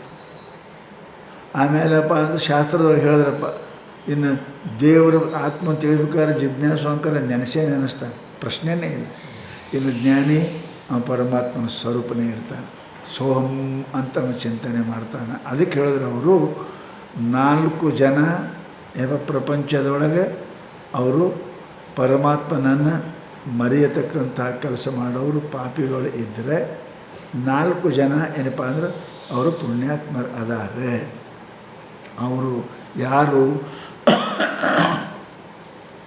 ನನ್ನ ನೆನೆಸ್ತಾರ ಅಂತ ಕೇಳಿದರೆ, ಒಬ್ಬ ದುಃಖಿ ಪರಮಾತ್ಮ ನೆನೆಸ್ತಾನೆ, ಒಬ್ಬ ಜಿಜ್ಞಾಸು ಪರಮಾತ್ಮ ನೆನೆಸ್ತಾನೆ, ಒಬ್ಬರು ಅರ್ಥಾರ್ಥಿ ಧನಪ್ರಾಪ್ತಿಗಾಗಿ ಪರಮಾತ್ಮ ನೆನೆಸ್ತಾನೆ.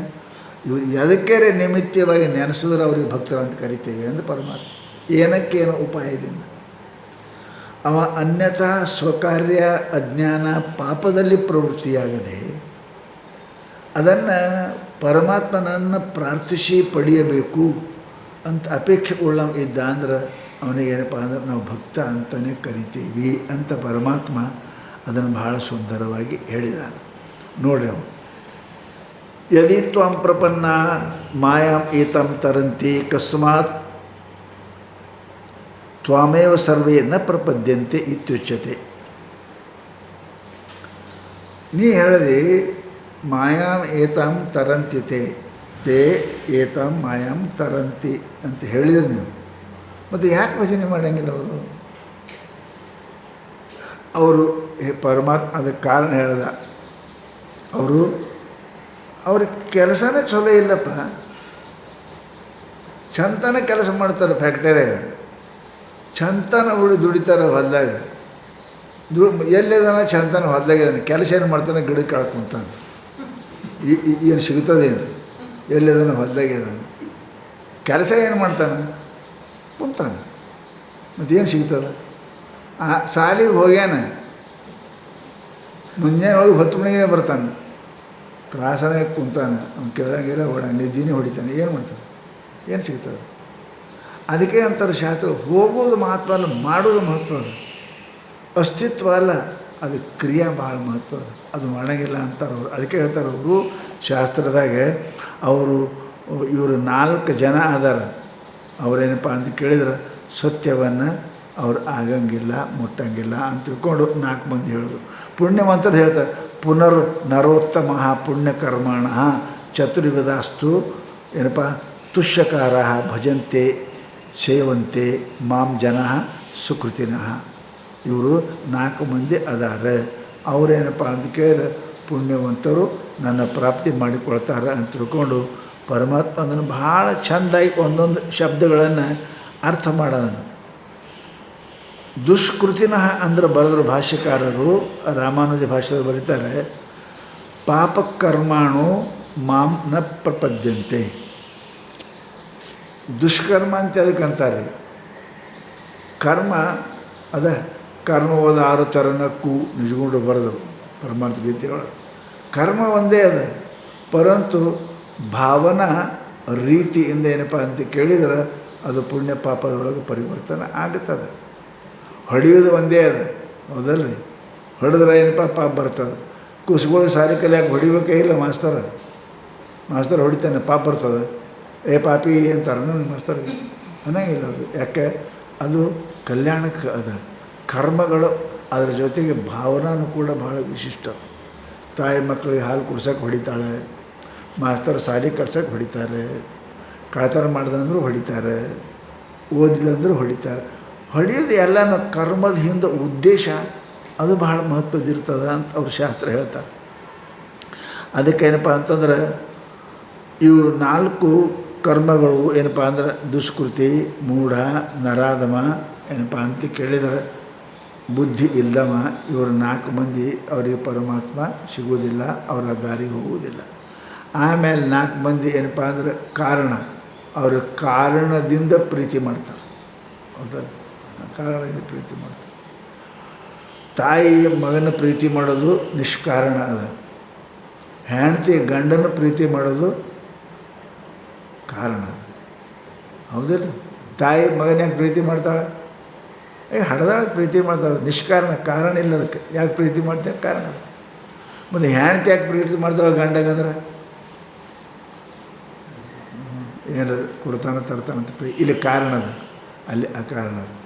ಹಾಗೆ ಶಾಸ್ತ್ರ ಹೇಳ್ತದೆ ಪರಮಾತ್ಮ ಏನಪ್ಪ ಅಂದ್ರೆ ಜನ ಏನಾರೇ ಕಾರಣದಿಂದ ಪ್ರೀತಿ ಮಾಡ್ತಿರು ಅಂದರೆ ಅವ್ರಿಗೆ ಆರ್ತಭಕ್ತ ಅಂತಾರೆ. ದೇವರು ಪೂಜೆ ಮಾಡ್ತಾನೆ, ವರದಶಂಕರ ಪೂಜೆ ಮಾಡ್ತಾನೆ, ವಟ ಸಾವಿತ್ರಿ ಪೂಜೆ ಮಾಡ್ತಾರೆ. ಯಾಕೆ ನನ್ನ ಗಂಡ ಜಲ್ದಿ ಸಾಯಬಾರ್ದು ಅಂತ ವಟ ಸಾವಿತ್ರಿ ಪೂಜೆ ಮಾಡ್ತಾರೆ, ಸಿಗಲಿ ಅಂತ ಮಾಡ್ತಾರೆ, ನಮ್ಮ ಕಾಡು ಹೋಗಲಿ ಅಂತ ಹನುಮಪ್ಪನ ಪೂಜೆ ಮಾಡ್ತಾರೆ. ಇವೆಲ್ಲ ಏನಪ್ಪ ಅಂತ ಕೇಳಿದರೆ ಕಾರಣಯುಕ್ತ ಅದಾವೆ. ಇವಕ್ಕೇನಪ್ಪ ಅಂತಂದ್ರೆ ಅನ್ನಂಗಿಲ್ಲ, ಇದು ಆರ್ತಭಕ್ತದ. ಕೆಲವೊಬ್ಬರು ತಿಳ್ಕೋಬೇಕು ಅಂತ, ಹೌದಾ, ಗುರುಸೇವೆ ಮಾಡ್ತಾರೆ. ಯಾಕೆ ಮಾಡ್ತಾರೆ? ತಿಳ್ಕೋಬೇಕಂತ ಮಾಡ್ತಾರೆ. ಅವ್ರು ಏನು ಬೇಕಂತ. ಮತ್ತು ಅವ್ರ ಗಂಟು ಸಿಗಲಿ ಅಂತ ಮಾಡೋರು ಆ ಮಾತು ಬೇರೆ. ಅವ್ರ ಗಂಟೆ ರೊಕ್ಕ ಅಲ್ಲ, ಅವ್ರ ಗಂಟೆ ಬ್ರಹ್ಮಗಂಟದ. ಆ ಗಂಟೆ ಯಾರು ತೊಗೊಳಂಗಿಲ್ಲ. ಅವರು ಬ್ರಹ್ಮಗಂಟದಲ್ರಿ, ಅದು ತೊಗೊಳಂಗಿಲ್ಲ, ಅದೇ ಗಂಟೆ ಮಾಡ್ತಾರೆ. ಅದಕ್ಕೆ ಹಾಗೆ ನಿಮಿತ್ತಿಂದ ಸೇವೆ ಮಾಡೋರು ಅದಾರ ಶಾಸ್ತ್ರದೊಳಗೆ. ಅದಕ್ಕೆ ಅಂತ ನಾವು ಇವೆಲ್ಲವನ್ನು ನೋಡಿ ಅರ್ಜುನ ಇವು ಭಕ್ತರು ಹೆಂಗರೆ ಮಾಡ್ತಾನೆ ಬರ್ತಾನಲ್ಲಪ್ಪ, ಹಜರಿಯರೇ ಹಾಕಕತ್ತೇನಲ್ಲ, ಮುಂದೆ ಫೇಲಪ್ಪ ಆತ ನೋಡು. ಕಡೆಗೆ ಏನಾರು ಎತ್ತೇರಿ ಬಗಿತಾರೆ, ಸಾಕು ನೀ ಈ ಕ್ಲಾಸ್ ನಾನು ಹೋಗಂತ ಬಗಿತಾರಲ್ಲ. ಹಂಗೆ ದೇವರು ಭಾಳ ಮಾಡೋದು ನೋಡ್ಕೊಂಡು ಹೋಗ ಹಾಳಾಗಿ ಆ ಕಡೆ ಮುಕ್ತಾಗಿ ಬಿಡುತ್ತೆ. ಹಂಗೆ ಏನು ಮಾಡ್ತಾರೆ. ನೀವು ಹಜರಿಯರು ಕೊಡ್ಬೇಕು. ಹಜರಿನೂ ಕೊಡಲಿಲ್ಲ ಅಂತಂದ್ರೆ ಆ ಮಾಸ್ತರಲ್ಲಿ ಏನು ಮಾಡ್ತಾನೆ, ಯಾರೇ ಏನು ಮಾಡೋಕ್ಕೆ ಬರ್ತಾರೆ. ಅದಕ್ಕೆ ಶಾಸ್ತ್ರ ಭಾಳ ಸುಂದರವಾಗಿ ಹೇಳಿ ಕೊಡು, ಹಜರಿ ಕೊಡು. ಜನ ಗುಡಿಗೆ ಹೋಗು, ಗುಡಿಗೆ ಹೋಗ, ಗುಡಿಗೆ ಹೋಗಿ ಬಂದೆ ಅಂತಂದರೆ ಏನಾರು ಹಾಕೋದು ಮುಂದೆ ಸುಮ್ಮನೆ ಕಡೆ ಬ್ಯಾಸರಾಗಲೇ ಎತ್ತು ಹೋಗಿತಾನೆ ದೇವ್ರ. ಇವನು ನೋಡಿ ಈ ಕ್ಲಾಸನ್ನು ಸಾಕಾಗ್ಯದ ನನಗೆ, ಹೋಗಪ್ಪ ಮುಂದಿನ ಕ್ಲಾಸಿಗೆ ಅಂತ ಕಳಿಸ್ತಾರೆ. ಅದಕ್ಕೆ ಶಾಸ್ತ್ರ ಹೇಳ್ತಾರೆ, ಅವರು ಈ 4 ಥರದ ಜನರು ಅದಾರಪ್ಪ, ಅವರನ್ನು ನೋಡಿ ಮಾಡು ಅಂತ ಹೇಳಿದ್ರು. ಚಂದ ಬರೆದಾರ ಶಾಸ್ತ್ರದಾಗ. ಮೂಢ ವಿಪರೀತ ಜ್ಞಾನ ಪೂರ್ವೋಕ್ತ ನರಾಧಮ ಮಾಯ ಅಪಹೃತ ಜ್ಞಾನ ಆಸುರಂ ಭಾವಮಾಸ್ ಇತಿ ಮೂಢ ವಿಪರೀತ ಜ್ಞಾನ ಪೂರ್ವೋಕ್ತ ಪ್ರಕಾರೇಣ ಮತ್ಸ್ವರೂಪ ಅಪರಿಜ್ಞಾನಾತ್ ಪ್ರಾಕೃತಸ್ವೇವ ವಿಷಯೇಷು ಸಕ್ತಃ ಪೂರ್ವೋಕ್ತ ಪ್ರಕಾರೇಣ ಭಗವಶೇಷತೈ ಆತ್ಮಾನಂ ಭೋಗ್ಯಜಾತಂಚ ಸ್ವಶೇಷತೆಯ ಮನ್ಯಮಾನಃ ನರಾಧಮಃ. ನರರೊಳಗೆ ಅಧಮ ಟೀಕದ ಬರೀತಾರೆ ಏನಪ್ಪ ರಾಮಾನುಜ ಭಾಷೆದೊಳಗೆ. ನರಾಧಮ ಅಂತ ಯಾರಿಗೆ ಅಧಮ ಅನ್ನೋ ಶಬ್ದ ಏನದ ಭಾಳ ಕೆಟ್ಟ ಅಧಮ ಶಬ್ದ. ಅದರೊಳಗೆ ನರಾಧಮ ಅಂತ ಅಂದ್ರೆ ಅರ್ಥ ಏನು? ನರನಾಗಿ ನಾನು ಮನುಷ್ಯ ಅಂತ ಬಾಯಿಲಿ ಹೇಳಿ ಯಾವ ಮನುಷ್ಯ ಪಶು ಕಾರ್ಯವನ್ನು ಮಾಡ್ತಾನೆ ಅವನಿಗೆ ನರಾಧಮ. ನೀ ಯಾರು? ನಾ ಮನುಷ್ಯ ಇದ್ದೀನಿ ರೀ ಅಂತಾನೆ, ಮಾಡ್ತಾನೇನ್ರಿ, ಪಶುಗಳ ಕೆಲಸ ಮಾಡ್ತಾನೆ, ಅವನಿಗೇನಂತಾರೆ ನರಾಧಮ ಅಂತ ಕರೀತಾರೆ. ನರರೂಪದಲ್ಲಿ ಏನಪ್ಪ ವಾನರ ರೂಪ ಕೃತ್ಯಗಳನ್ನು ಮಾಡತಕ್ಕಂಥ ನರಾಧಮ ಅಂತಾರೆ. ಇಂಥವ್ರಿಗೆ ಎಂದೂ ಕೂಡ ಸುಖ ಸಿಗುವುದಿಲ್ಲ ಅಂತ ಪರಮಾತ್ಮ ಭಾಳ ದೊಡ್ಡ ವ್ಯಾಖ್ಯೆಯನ್ನು ಇದಕ್ಕೆ ಬರೆದಾರೆ. ಇನ್ನು ಸುಕೃತಿ ಅಂತ ಯಾರಿಗನ್ನಬೇಕು ಅವರು ಬರೆದರು. ಏನೋ ಸುಕೃತಿ ಅಂತ ಯಾರಿಗನ್ನಬೇಕು? ಸುಕೃತಿ ಅಂದ್ರೆ ನಾವೇನಕ್ಕೆ ಅರ್ಥ ಮಾಡ್ತೇವೆ ಅಂದರೆ, ಸುಕೃತಿ ಅಂದ್ರೆ ಯಾವ ಮನೆ ಮೇಲೆ ಮಾಡೇ ಕಂಟೇನ, ಬ್ಯಾಂಕ್ನಾಗ ಬ್ಯಾಲೆನ್ಸ್ ಇಟ್ಟಾನ, ದೊಡ್ಡ ಆಫೀಸರ್ ಪುಣ್ಯ ಮಾಡ್ಯಾರಿ ಅಂತೇಳಿ. ಆ ರಾಮಾನುಜರು ಅವರು ಭಕ್ತಿ ಸಂಪ್ರದಾಯದವರು ಅವರೇನಂತಾರೆ, ಸುಕೃತಿನ ಪುಣ್ಯಕರ್ಮಣೋ ಮಾಂ ಶರಣಂ ಉಪಗಮ್ಯ ಮಾಮೇ ಏ ಭಜಂತೆ ತೇ ಸುಕೃತರ ತಾರತಮ್ಯೇನ ಚತುರ್ವಿಧ. ಯಾರಂತಾರಪ್ಪ ಅಂದ್ರೆ ಸತ್ಕರ್ಮಗಳನ್ನು ಧರ್ಮಸಮ್ಮತವಾದ ಕರ್ಮಗಳನ್ನು ಮಾಡಿ ಧನ ಸಂಪಾದನೆ ಗಳಿಸೋರಲ್ಲ, ನನ್ನನ್ನೇ ಶರಣ ಹೋಗಿರ್ತಕ್ಕಂಥವ್ರು, ಅವ್ರಿಗೆ ಸುಕೃತಿ ಅನ್ನೋದು.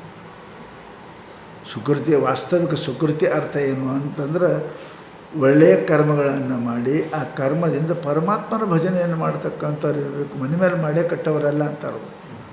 ಮನೆ ಮೇಲೆ ಮಾಡೇ ಕಟ್ಟವರಲ್ಲ, ಗಾಡಿ ತವರು ಸುಕೃತಿಗಳೆಲ್ಲ ನನ್ನನ್ನು ಭಜಿಸ್ತಕ್ಕಂಥವ್ರು ಅವರೇಪ್ಪ ಅಂದ್ರೆ ಅವರು 4 ಪ್ರಕಾರ ಅಂತ ತಿಳ್ಕೊಂಡು ಹೇಳಿ ಜಿಜ್ಞಾಸು ಅದಾನೆ. ಅವ ಏನಪ್ಪ ಅಂತ ಕೇಳಿದ್ರೆ ಆರ್ಥ ಅದಾನೆ, ಆಮೇಲೆ ಏನಪ್ಪ ಅಂತ ಕೇಳಿದ್ರೆ ಜಿಜ್ಞಾಸು, ಆಮೇಲೆ ಪರಮಾತ್ಮನ ಸ್ವರೂಪ ತಿಳಿದುಕೊಳ್ಳತಕ್ಕಂಥವ್ರು ಅವರು ಅದಾರ ಅಂತ ತಿಳ್ಕೊಂಡು 4 ಮಂದಿ ಹೇಳಿದ್ರು. ಅವರಂದರು 4 ಮಂದಿ ಎಲ್ಲ ಅದಾರ ಖರೆ, ನೀವು 4 ಮಕ್ಕಳು ಅದಾರ, ಜೀವ ಯಾರ ಮೇಲೆ ಇದ್ದೀರಿ ಅಂತ ಕೇಳ್ದ ಅರ್ಜುನ.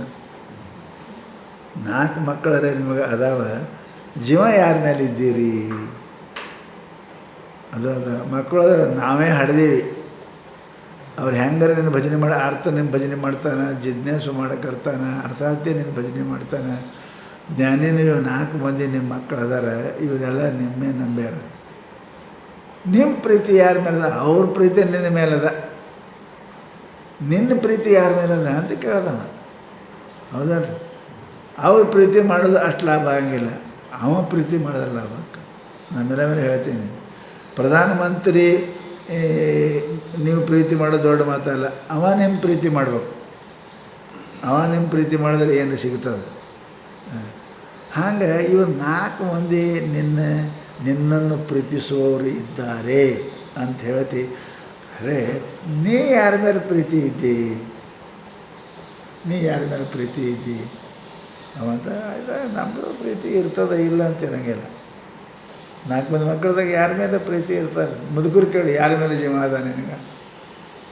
ಎಮ್ಮೆ ಕಲ್ತನ ಮೇಲೋ, ಏನು ಅಂಗಡಿ ಮೇಲೆ ಕುಂತ ಮೇಲೋ, ಏನಪ್ಪ ಅಂತ ಕೇಳಿದ್ರೆ ಹೊಲ ಮಾಡೋರ ಮೇಲೆ ಕೇಳಿದ್ರೆ ಮತ್ತು ಯಾರ ಮೇಲೆ ಇಲ್ರಿ, ನನಗೆ ಯಾರು ನೋಡ್ತಾರೆ ಅವ್ರ ಮೇಲೆ ಇದ್ದೀನಿ ಅಂತ ಸೀದಾ ಹೇಳ್ತಾನೆ. ಮುದುಕ ಹೇಳ್ತಾನೆ, ಯಾರ ಮೇಲೆ ಇಲ್ಲ, ನನಗೆ ಯಾರು ನೋಡ್ತಾರೆ ಅವ್ರ ಮೇಲೆ ಜೀವ ಇದ್ದೀನಿ ಅಂತ. ಹಾಗೆ ಇವು ಅರ್ಥಾರ್ಥಿ, ಜಿಜ್ಞಾಸು, ಜ್ಞಾನಿ ಅಂತೀರಲ್ಲ, ಇವರು ನೀ ಯಾರ ಮೇಲೆ ಜೀವ ಇದ್ದಿ? ಅವ್ರ ಜೀವ ದೊಡ್ಡ ಮಾತಲ್ಲದು, ನೀ ಜೀವ. ರಾಜರು ನಮ್ಗೆ ಗುರುತಿರೋ ದೊಡ್ಡ ಮಾತಲ್ಲ, ರಾಜರಿಗೆ ನಾ ಗುರುತಿರ್ಬೇಕು. ಹೌದಲ್ರಿ? ಅಂದ್ರೆ ಲಾಭ ಆಗ್ತದೆ. ನೀ ಯಾರ ಮೇಲೆ ಜೀವ ಇದ್ದಿ ಅಂತ ಕೇಳಿದ್ರೆ ಅವರಂದರು, ನಮ್ಮದು ಜೀವ ಇರ್ತದಪ್ಪ. 4 ಮಂದಿ ಮಕ್ಕಳು ಯಾರ ಮೇಲೆ ಜೀವ ಇರ್ತದಿಲ್ಲ? ಜೀವ ಇರ್ತದೆ. ಯಾರ ಮೇಲೆ ಜೀವ ಇದ್ದಿ? ಯಾರೇನು ಬೇಡಂಗಿಲ್ಲ, ಯಾರು ಅಳಂಗಿಲ್ಲ, ಅವ್ರ ಮೇಲೆ ಜೀವ ಇದ್ದೀನಿ. ಬೇಡೋರ ಮೇಲೆ ಜೀವ ಇಲ್ಲ, ಶಾಂತನ ಅಳೋರ ಮೇಲೆ ಜೀವ ಇಲ್ಲ. ಅರ್ಥಾರ್ಥಿ ಅಳ್ಕೋತ್ಕೊಂಡಿರ್ತವೆ, ಇದು ಅರ್ಥಾರ್ಥಿ ಬೇಡ್ಕೋತ್ಕೊಂಡಿರ್ತವೆ, ಇವೇ ಜೀವ ಇಲ್ಲ ಬೇಡೋರು. ನಾನು ಯಾರ ಮೇಲೆ ಜೀವ ಇಲ್ಲ. ಮತ್ತು ಯಾರು ಜೀವ ಮೇಲೆ ಜೀವ ಐತಿ? ಯಾರು ನನಗೆ ಅವನಿಗೆ ಭೇದ ಮಾಡೋಂಗಿಲ್ಲ ನೋಡು, ಅವ್ರ ಮೇಲೆ ಜೀವ ಐತಿ. ಅವ್ರ ಮೇಲೆ ಜೀವ ಐತಿ. ಯಾರು ನಾವ್ಯಾರೇ ದೇವ್ರು ಬೇರೆ ಏನು ಅನ್ನೋಂಗಿಲ್ಲ, ಬಿಡೋ ಪ್ರಶ್ನೆ ಬರೋಂಗಿಲ್ಲ. ಯಾರು ದೇವರೇನ ನಾನೇ ದೇವ್ರಂತ ಅವ್ರ ಮೇಲೆ ನಾ ಜೀವ ಇದ್ದಿ, ಯಾಕೆ ಅವು ಬೇಡಂಗಿಲ್ಲ. ಇವೆಲ್ಲ ಬೇಡ್ತವೆ, ರೊಕ್ಕರಿ ಕೊಡುವಂಥವ, ದುಃಖರಿ ಕಳಿ ಅಂತವ, ಅದರಿ ಮಾಡೋಂಥವ, ಇದರಿ ಮಾಡೋಂಥವ. ಬೇಡೋರ ಮೇಲೆ ಒಟ್ಟು ಜೀವ ಯಾರು ಇರೋಂಗಿಲ್ಲ. ಹೌದಲ್ಲ? ಹಡದ ತಾಯಿನೇ ಮೇಲೆ ಬೇಡಕತ್ರ ಬೈತಾಳೆ ಇಲ್ರಿ. 10 ಮಿನಿಟ್ ಬಂದಕ್ಕಿಂತ ನನಗೆ ಉಣ್ಣ ಕೊಡು ಅಂದ್ರೆ ಹೊಟ್ಟೆಗೇನು ಇಲ್ಲಿ ಹೊಕ್ಕವು ಹೆಗ್ಗಣ ಒಮ್ಮೆ ತಿಂದು ಹೋಗಬಾರ್ದು. ಬೈತಾಳೆ ಆಕೆ, ಹಡ್ದಕ್ಕೇ ಬೈತಾಳೆ, ಒಮ್ಮೆ ಉಂಡು ಹೋಗಂತ. ಹಂಗೆ ಬೇಡೋರ ಮೇಲೆ ಯಾರೂ ಜೀವ ಇರೋಂಗಿಲ್ಲ ಜಗತ್ತಿನಾಗ. ಬೇಡ ಭಿಕಾರಿ ಮೇಲೆ ಜೀವ ಇದ್ದೀರಿ? ಯಾರೂ ಜೀವ ಇರೋಂಗಿಲ್ಲ. ಅವ ಆ ಕಡೆ ಬಂದಾಗ ನೀವು ಈ ಕಡೆ ಹೋಗ್ತೀರಿ, ಅಲ್ಲಿ ನಿಂದ್ರಾಗಿಲ್ಲ. ಮಗ್ಲಿಗೆ ಅವ ಬೇಡಕತ್ತಂದ್ರೆ ಇವ್ ನಮಗೂ ಬೇಡ್ತಾನೆ ಅಂತಿಕೊಂಡು ಹಂಗೆ ಹಿಂದೆ ಹೋಗಿ ನಿಂದಿರ್ತೇವೆ. ಬೇಡೋರ ಮೇಲೆ ಯಾರು ಜೀವ ಇರೋಂಗಿಲ್ಲ. ಅದಕ್ಕೆ ಯಾರು ಏನೇ ಬೇಡ್ತಾರೆ ಅವ್ರ ಮೇಲೆ ಜೀವ ಇದೆ. ಅವ ಅಳ್ಕೊತಿರ್ತಾನೆ, ನಮ್ಮ ಚಂತಾನ ಒಂದು ಅಳ್ಕೋತೆ ಹುಟ್ಟಿರ್ತಾವೆ ನೋಡ್ರಿ, ಅವು ಚಂತಾನ ಅಳ್ತವೆ, ಅರ್ಥ. ಮತ್ತೊಂದು ಹೊಳಿ ಬೇಡ್ತದೆ ಅರ್ಥಾತಿ. ಹೌದಲ್ಲ? ಇವು ಯಾವಪ್ಪ ಜೀವ ಇಲ್ಲ. ಯಾರು ಬೇಡಂಗಿಲ್ಲ. ಅದಾನು. ಯಾಕೆ ಬೇಡಕ್ಕೆ ಅವನ ಹಂತಕ್ಕೆ ಇಲ್ಲೇ ಇಲ್ಲ ಅನ್ನೋದು ಇದ್ದರೆ ಬೇಡ್ತಾನೆ. ಅಭಾವ ಇದ್ದರೆ ಬೇಡ್ತಾನೆ. ಅವನಂತಕ್ಕೆ ಅಭಾವನೇ ಇಲ್ಲ. ಎಲ್ಲರೂ ಎಲ್ಲ ಬೇಡೋದಕ್ಕೆ ಅದಕ್ಕೆ ಸುಖಕ್ಕೆ ಆರಾಮಕ್ಕೆ. ಯಾಕೆ ಬೇಡ್ತಾರೆ ಎಲ್ಲರೂ? ಸುಖಿ ಇಲ್ಲ, ಆರಾಮಿಲ್ಲ ಅಂತ ಬೇಡ್ತಾರೆ. ಅವ ಯಾಕೆ ಬೇಡಂಗಿಲ್ಲ? ಅವ್ನು ಸುಖಿ ಅದನ, ಆರಾಮದಾನ, ಅವ್ನು ಬೇಡೋ ಪ್ರಶ್ನೆನೇ ಇದ್ದಿಲ್ಲ. ಮತ್ತು ಸುಖಿ ಅದನ, ಆರಾಮದಾನ ಯಾರು? ಅವ ದೇವರು ಸದಾ ಸುಖಿ ಅದಾನ, ಸದಾ ಆರಾಮದಾನ. ಮತ್ತು ಅವನು ದೇವರೇ ಆಗ್ಯಾನ. ಬೇಡಕ್ಕೆ ಏನು ಅವಶ್ಯಕತೆ ಅದ ಅವನಿಗೆ? ಅವನ ಮೇಲೆ ಬೇಡಲಾರ್ದವ್ರ ಮೇಲೆ ಭಾಳ ಜೀವ ಎಲ್ಲರೂ ಇರ್ತಾರೆ. ಅವ್ರು ಬೇಡವ್ರು ಬರೋಕತ್ತಿಲ್ಲ ಅಂದ್ರೆ ಬಾಗಿಲು ಮುಚ್ಕೊಂಡು ಹಿಂದೆ ಸರಿತಾರೆ, ಪಟ್ಟಿ ಬಿಡ್ತಿರ್ತಾವೆ ನೋಡ್ರಿ. ಹೊರ ಪಟ್ಟಿ ಬೇಡಕತ್ತಿಲ್ಲ ಅವ್ರು ಬರ್ತಾರದು ಗೊತ್ತಾಯ್ತು ಅಂದ್ರೆ ಬಾಗಿಲು ಮುಚ್ಕೊಂಡು ಹೋಗಿರ್ತಾರೆ. ಅವ್ರಿಗೆ ಅದು ನೇಮ್ ಅದ. ಅದಕ್ಕೆ ನಾ ಯಾರ ಮೇಲೆ ಜೀವ ಇದ್ದೀನಿ ಅಂತ ಕೇಳಿದರೆ ಜ್ಞಾನಿ ಮೇಲೆ ನಾ ಜೀವ ಇದ್ದೇನೆ. ಜ್ಞಾನಿ ಮೇಲೆ ಯಾಕೆ ಜೀವ ಇದ್ದಿ ಅಂದ್ರೆ ಹೇಳ್ತಾನೆ, ತೇಷಾಂ ಜ್ಞಾನಿ ನಿತ್ಯ ಯುಕ್ತ ಏಕಭಕ್ತಿರ್ ವಿಶಿಷ್ಯತೆ ಪ್ರಿಯೋ ಹಿ ಜ್ಞಾನಿನೋ ಅತ್ಯರ್ಥಂ ಅಹಂ ಸಚ ಮಮ ಪ್ರಿಯ. ನನಗೆ ಭಾಳ ಪ್ರಿಯ ಅಂದರೆ ಏನಪ್ಪ ಅಂತ ಕೇಳಿದರೆ ಅವ ಜ್ಞಾನಿ ಅದ, ಅದು ಜ್ಞಾನಿ ಅದಾನು. ಯಾಕೆ ನಾಲ್ಕು ನಾನೇ ಹಡ್ದೀನಿ ಖರೆ, ಸಣ್ಣ ಕೂಸ ಅದು ಏನೂ ಬಿಡಂಗಿಲ್ಲ, ಎಲ್ಲ ಆಕೆನೇ ಒಯ್ದು ಬಾಯಾಗ ಮಲ್ಲಿ ತುರುಕ್ತಾಳೆ, ಆಕೆನೇ ಬಾಯಾಗ ಬಾಟ್ಲಿ ಇಡ್ತಾಳೆ, ಆಕೆನೇ ಎಲ್ಲ ಸ್ವಚ್ಛ ಮಾಡ್ತಾಳೆ. ಯಾಕೆ ಯಾಕೆ ಅದು ಬೇಡಂಗಿಲ್ಲ. ಅದು ನನಗೇ ನಂಬ್ಯಾದ, ನೀನೇ ಉಣಿಸು, ನೀನೇ ತಿನ್ನಿಸು, ನೀನೇ ಸುಂಬಳು ತೆಗಿ, ಎಲ್ಲ ತೆಗಿ, ನಾ ಏನು ತೆಗಿಯವಲ್ಲ ಅಂತ ಹೆಂಗೆ ಕುಂತದ ಅದ್ರ ಮೇಲೆ ಪ್ರೀತಿ ಇರ್ತಾಳೆ. ಇವು ಹಿಂಗೆ ಸುಟ್ಕೊಂಡು ಅಂದ್ರೆ ಹಿಂಗೆ ವರ್ಷಗೊಂಡ್ರೆ ವರ್ಷಗಳು ಕಲ್ತು ಅಂದ್ರೆ ಹಾಗೆ ಕೂತು ಕವ ಹೊಡ್ತಾರೆ. ವರ್ಷಗಳು ಮೊದಲ ಖುಷಿಗೆ ಅಂದಿಲ್ಲ ನೋಡ್ತಾ ಅನ್ನಿತದ, ಈಗ ಗೊತ್ತಾಗೈತೆ ನನಗೆ ವರ್ಷಗೊಂತಾವೆ. ಹಂಗೆ ಇವರೆಲ್ಲ 3 ಮಂದಿ ಅರ್ಥಾರ್ಥಿ ಜಿಜ್ಞಾಸು ಇವೆಲ್ಲ ಕಲ್ತಾವೆ ಸ್ವಲ್ಪ ಸ್ವಲ್ಪ. ನೀ ಮಾಡ್ಕೊಂತಾರೋ ಇವ ಇಲ್ಲ, ಇವ ಏನಿಲ್ಲ, ಸುಮ್ಮನೆ ಕೊಡ್ತಾನೆ. ಯಾಕೆ ಸೋರಾಜ್ ಯಾಕೆ ಹೋಗಲ್ಲ, ಬೇಕಾದ್ರೆ ಸೂಟು ಅಲ್ಲಾದ್ರೂ ನೋಡು, ಅದ್ರ ಮೇಲೆ ತಾಯಿ ಮಾಡ್ತಾಳಲ್ಲ. ಹಂಗಂತಾರೆ ಅವರು. ಈ ಜ್ಞಾನಿ ಏನಪ್ಪ ಅಂದ್ರೆ ತೇಷಾಂ ಜ್ಞಾನಿ ನಿತ್ಯ ಯುಕ್ತ ಅಂದ್ರೆ ಪರಮಾತ್ಮನ ಜೊತೆಗೆ ಅಭಿನ್ನತೆ, ನಿತ್ಯ ಅಭಿನ್ನದ ಅವನಿಗೆ, ನಿತ್ಯಯುಕ್ತ. ಖರೇ ಭಕ್ತಿ ಆಗಲ್ಲೇ ಇಲ್ಲಲ್ಲ. ಭಜನೆ ಮಾಡಬೇಕಾದ್ರೂ ನಾನೇ ಒಬ್ಬರು ಇರಬೇಕಲ್ಲ, ಇಲ್ಲೇ ಇಲ್ಲದು. ನಿತ್ಯ ಪರಮಾತ್ಮಗೆ ನಾವು ಒಂದು ಕ್ಷಣನೂ ಭೇಟಿ ಇಲ್ಲ. ಅವ ಪರಮಾತ್ಮನೇ ಅವಾಗೇನು ಭಜನೆ ಏನು ಮಾಡಬೇಕು ಅಂಥವ್ರ ಮೇಲೆ ಬಿಲ್ಕುಲ್ ಪ್ರೀತಿ ಇರ್ತದೆ. ಪೂರ ನಂಬೇನವ ನಿತ್ಯಯುಕ್ತ, ನನ್ನ ನಿತ್ಯ ಅದನ್ನು ಪ್ರತಿ ಕ್ಷಣ ನನ್ನ ಜೊತೆಗೆ ಇರ್ತಾನವ. ಅವ ಅಷ್ಟು ಯುಕ್ತ ಅದನವ. ಅದಕ್ಕೆ ಅವ ವಿಶಿಷ್ಯತೆ ಅವರೆಲ್ಲದ್ರಾಗ ಇವ ನಂಬರ್ ಅಂತ. ಎಲ್ಲರೂ ನಾನು ಭಕ್ತರೇ ಅದರ ಕರೆ. ಅದ್ರಾಗ ಜ್ಞಾನಿ ಭಕ್ತ ಏನು ಕೇಳಂಗಿಲ್ಲ, ಏನು ಬಿಡಂಗಿಲ್ಲ, ಏನು ಮಾಡಂಗಿಲ್ಲ. ನನಗಿಂತ ನನಗೇನು ಸಂಕಲ್ಪ ಬಹುಶಃ ಪ್ರಜಾಯ ನನಗೆ ಅದ, ಅವನಿಗೆ ಅದೂ ಇಲ್ಲ. ಹೆಂಗದನು ನಾನು ಸೃಷ್ಟಿ ಮಾಡೋ ಸಂಕಲ್ಪರೇ ನನಗದ, ನಾಶ ಮಾಡೋದು ಅವನಿಗೇನು ಬಿಲ್ಕುಲ್ ಎಲ್ಲ ಏನಿಲ್ಲ. ಮತ್ತು ಅವನ ಮೇಲೆ ಪ್ರೀತಿ ಇಲ್ಲ, ಹೆಂಗಿದೆ ಏನು ಮಾಡಿ. ಅದಕ್ಕೆ ಹುಡುಗ ಬೇಡಂಗಿಲ್ಲ, ಕೇಳಂಗಿಲ್ಲ, ಏನು ಮಾಡೋಂಗಿಲ್ಲ. ತಾಯಿನ ಚಂತನ ಅದಕ್ಕೆಲ್ಲ ಮಾಡ್ತಾಳಲ್ಲ. ಹಂಗೆ ತತ್ವಜ್ಞಾನಿ ಮೇಲೆ ನಾ ಏನು ಅವನಿಗೇನು ಆಗ್ಬಿಡಂಗಿಲ್ಲ, ನಾ ಅಷ್ಟು ಅವನ ಪ್ರೀತಿ ಇದ್ದೀನಿ. ಪ್ರಿಯೋಹಿ ಜ್ಞಾನಿನ ಅತ್ಯರ್ಥಂ ಅಂದರೆ ಎಲ್ಲಕ್ಕಿಂತ ಹೆಚ್ಚಿಗೆ ಅವೇನಪ್ಪ ಅಹಂ ಸ್ವಚ ಮಮ ಪ್ರಿಯ. ಅವನಿಗೆ ನನಗೆ ಅವ ಎಷ್ಟು ಹಿಂಗಿದ್ದೆ ನೋಡಪ್ಪ. ನಮ್ಮಲ್ಲಿ ಭೇದೇ ಇಲ್ಲ. ನನ್ನ ಕೈ ಮೇಲೆ ನಾ ಯಾಕೆ ಜೀವ ಮಾಡ್ತೀನಿ? ಅರೆ ಕೈ ಅಂದ್ರೆ ನಾ ಅಂದರೆ ಕೈ ಮೇಲೆ ಜೀವ ಯಾಕೆ ಮಾಡ್ತಾಯಿದ್ರೆ? ನನ್ನ ಕಣ್ಣು ಮೇಲೆ ಜೀವ ಯಾಕೆ ಮಾಡ್ತೀನಿ? ಅದು ನಾನೇ. ಕಣ್ಣು ಅಂದ್ರೆ ನಾ ಅಂದರೆ ಕಣ್ಣ. ನಾ ಯಾರು? ಕಣ್ಣು ಯಾರು? ಅದಕ್ಕೆ ಅಷ್ಟು ಅಭೇದ ಅಜ್ಜವ ನಾವಿಬ್ಬರು. ಅದಕ್ಕೆ ಅವ ನನಗೆ ಪ್ರಿಯ ಅದಾನ, ನಾ ಅವನಿಗೆ ಪ್ರಿಯ ಇದೆ. ನನಗೆ ಜಗತ್ತಿನೊಳಗೆ ಎಲ್ಲಕ್ಕಿಂತ ಪ್ರಿಯ ವಸ್ತು ಅಂದ್ರೆ ಜ್ಞಾನಿಗೆ ಅತ್ಯಂತ ಪ್ರಿಯ ವಸ್ತು ಅಂದ್ರೆ ಪರಮಾತ್ಮ ಆತ್ಮ. ಅದಕ್ಕೆ ಇವನಂಥ ಭಕ್ತನೇ ಜಗತ್ತಿನೊಳಗೆ ಯಾರಿಲ್ಲ. ಇದಕ್ಕೆ ಅದ್ವೈತ ಭಕ್ತಿ ಅಂತಾರೆ. ಇದಕ್ಕೆ ಇಂಥ ಅದ್ವೈತ ಭಕ್ತಿಯನ್ನು ಮಾಡತಕ್ಕಂಥ ಏನಪ್ಪ ಅಂದ್ರೆ ಅರ್ಜುನ ಅಂಥವನ ಮೇಲೆ ನಂದು ಭಾಳ ಪ್ರೀತಿ ಇರ್ತದೆ. ಅದಕ್ಕೆ ದೇವಿ ಭಾಗವತದಾಗ ಎರಡು ಚಂದ ಬರ್ದಾರೆ ನೋಡಿ. ದೇವಿ ಪುರಾಣದ ಹೇಳ್ತಾರೆ, ನಾ ಅವನಿಗೆ ಗಾಳಿ ಬಿಸಿಲು ಹತ್ತಿ ಬಿಡೋಂಗಿಲ್ಲ, ನೆರಳಾಗಿ ನಿಂತಿರ್ತೀನಿ, ಸೆಕೆ ಆದರೆ ನಾನು ಶರ್ಗ ಬೀಸ್ತೀನಿ ಅವನ ಮೇಲೆ.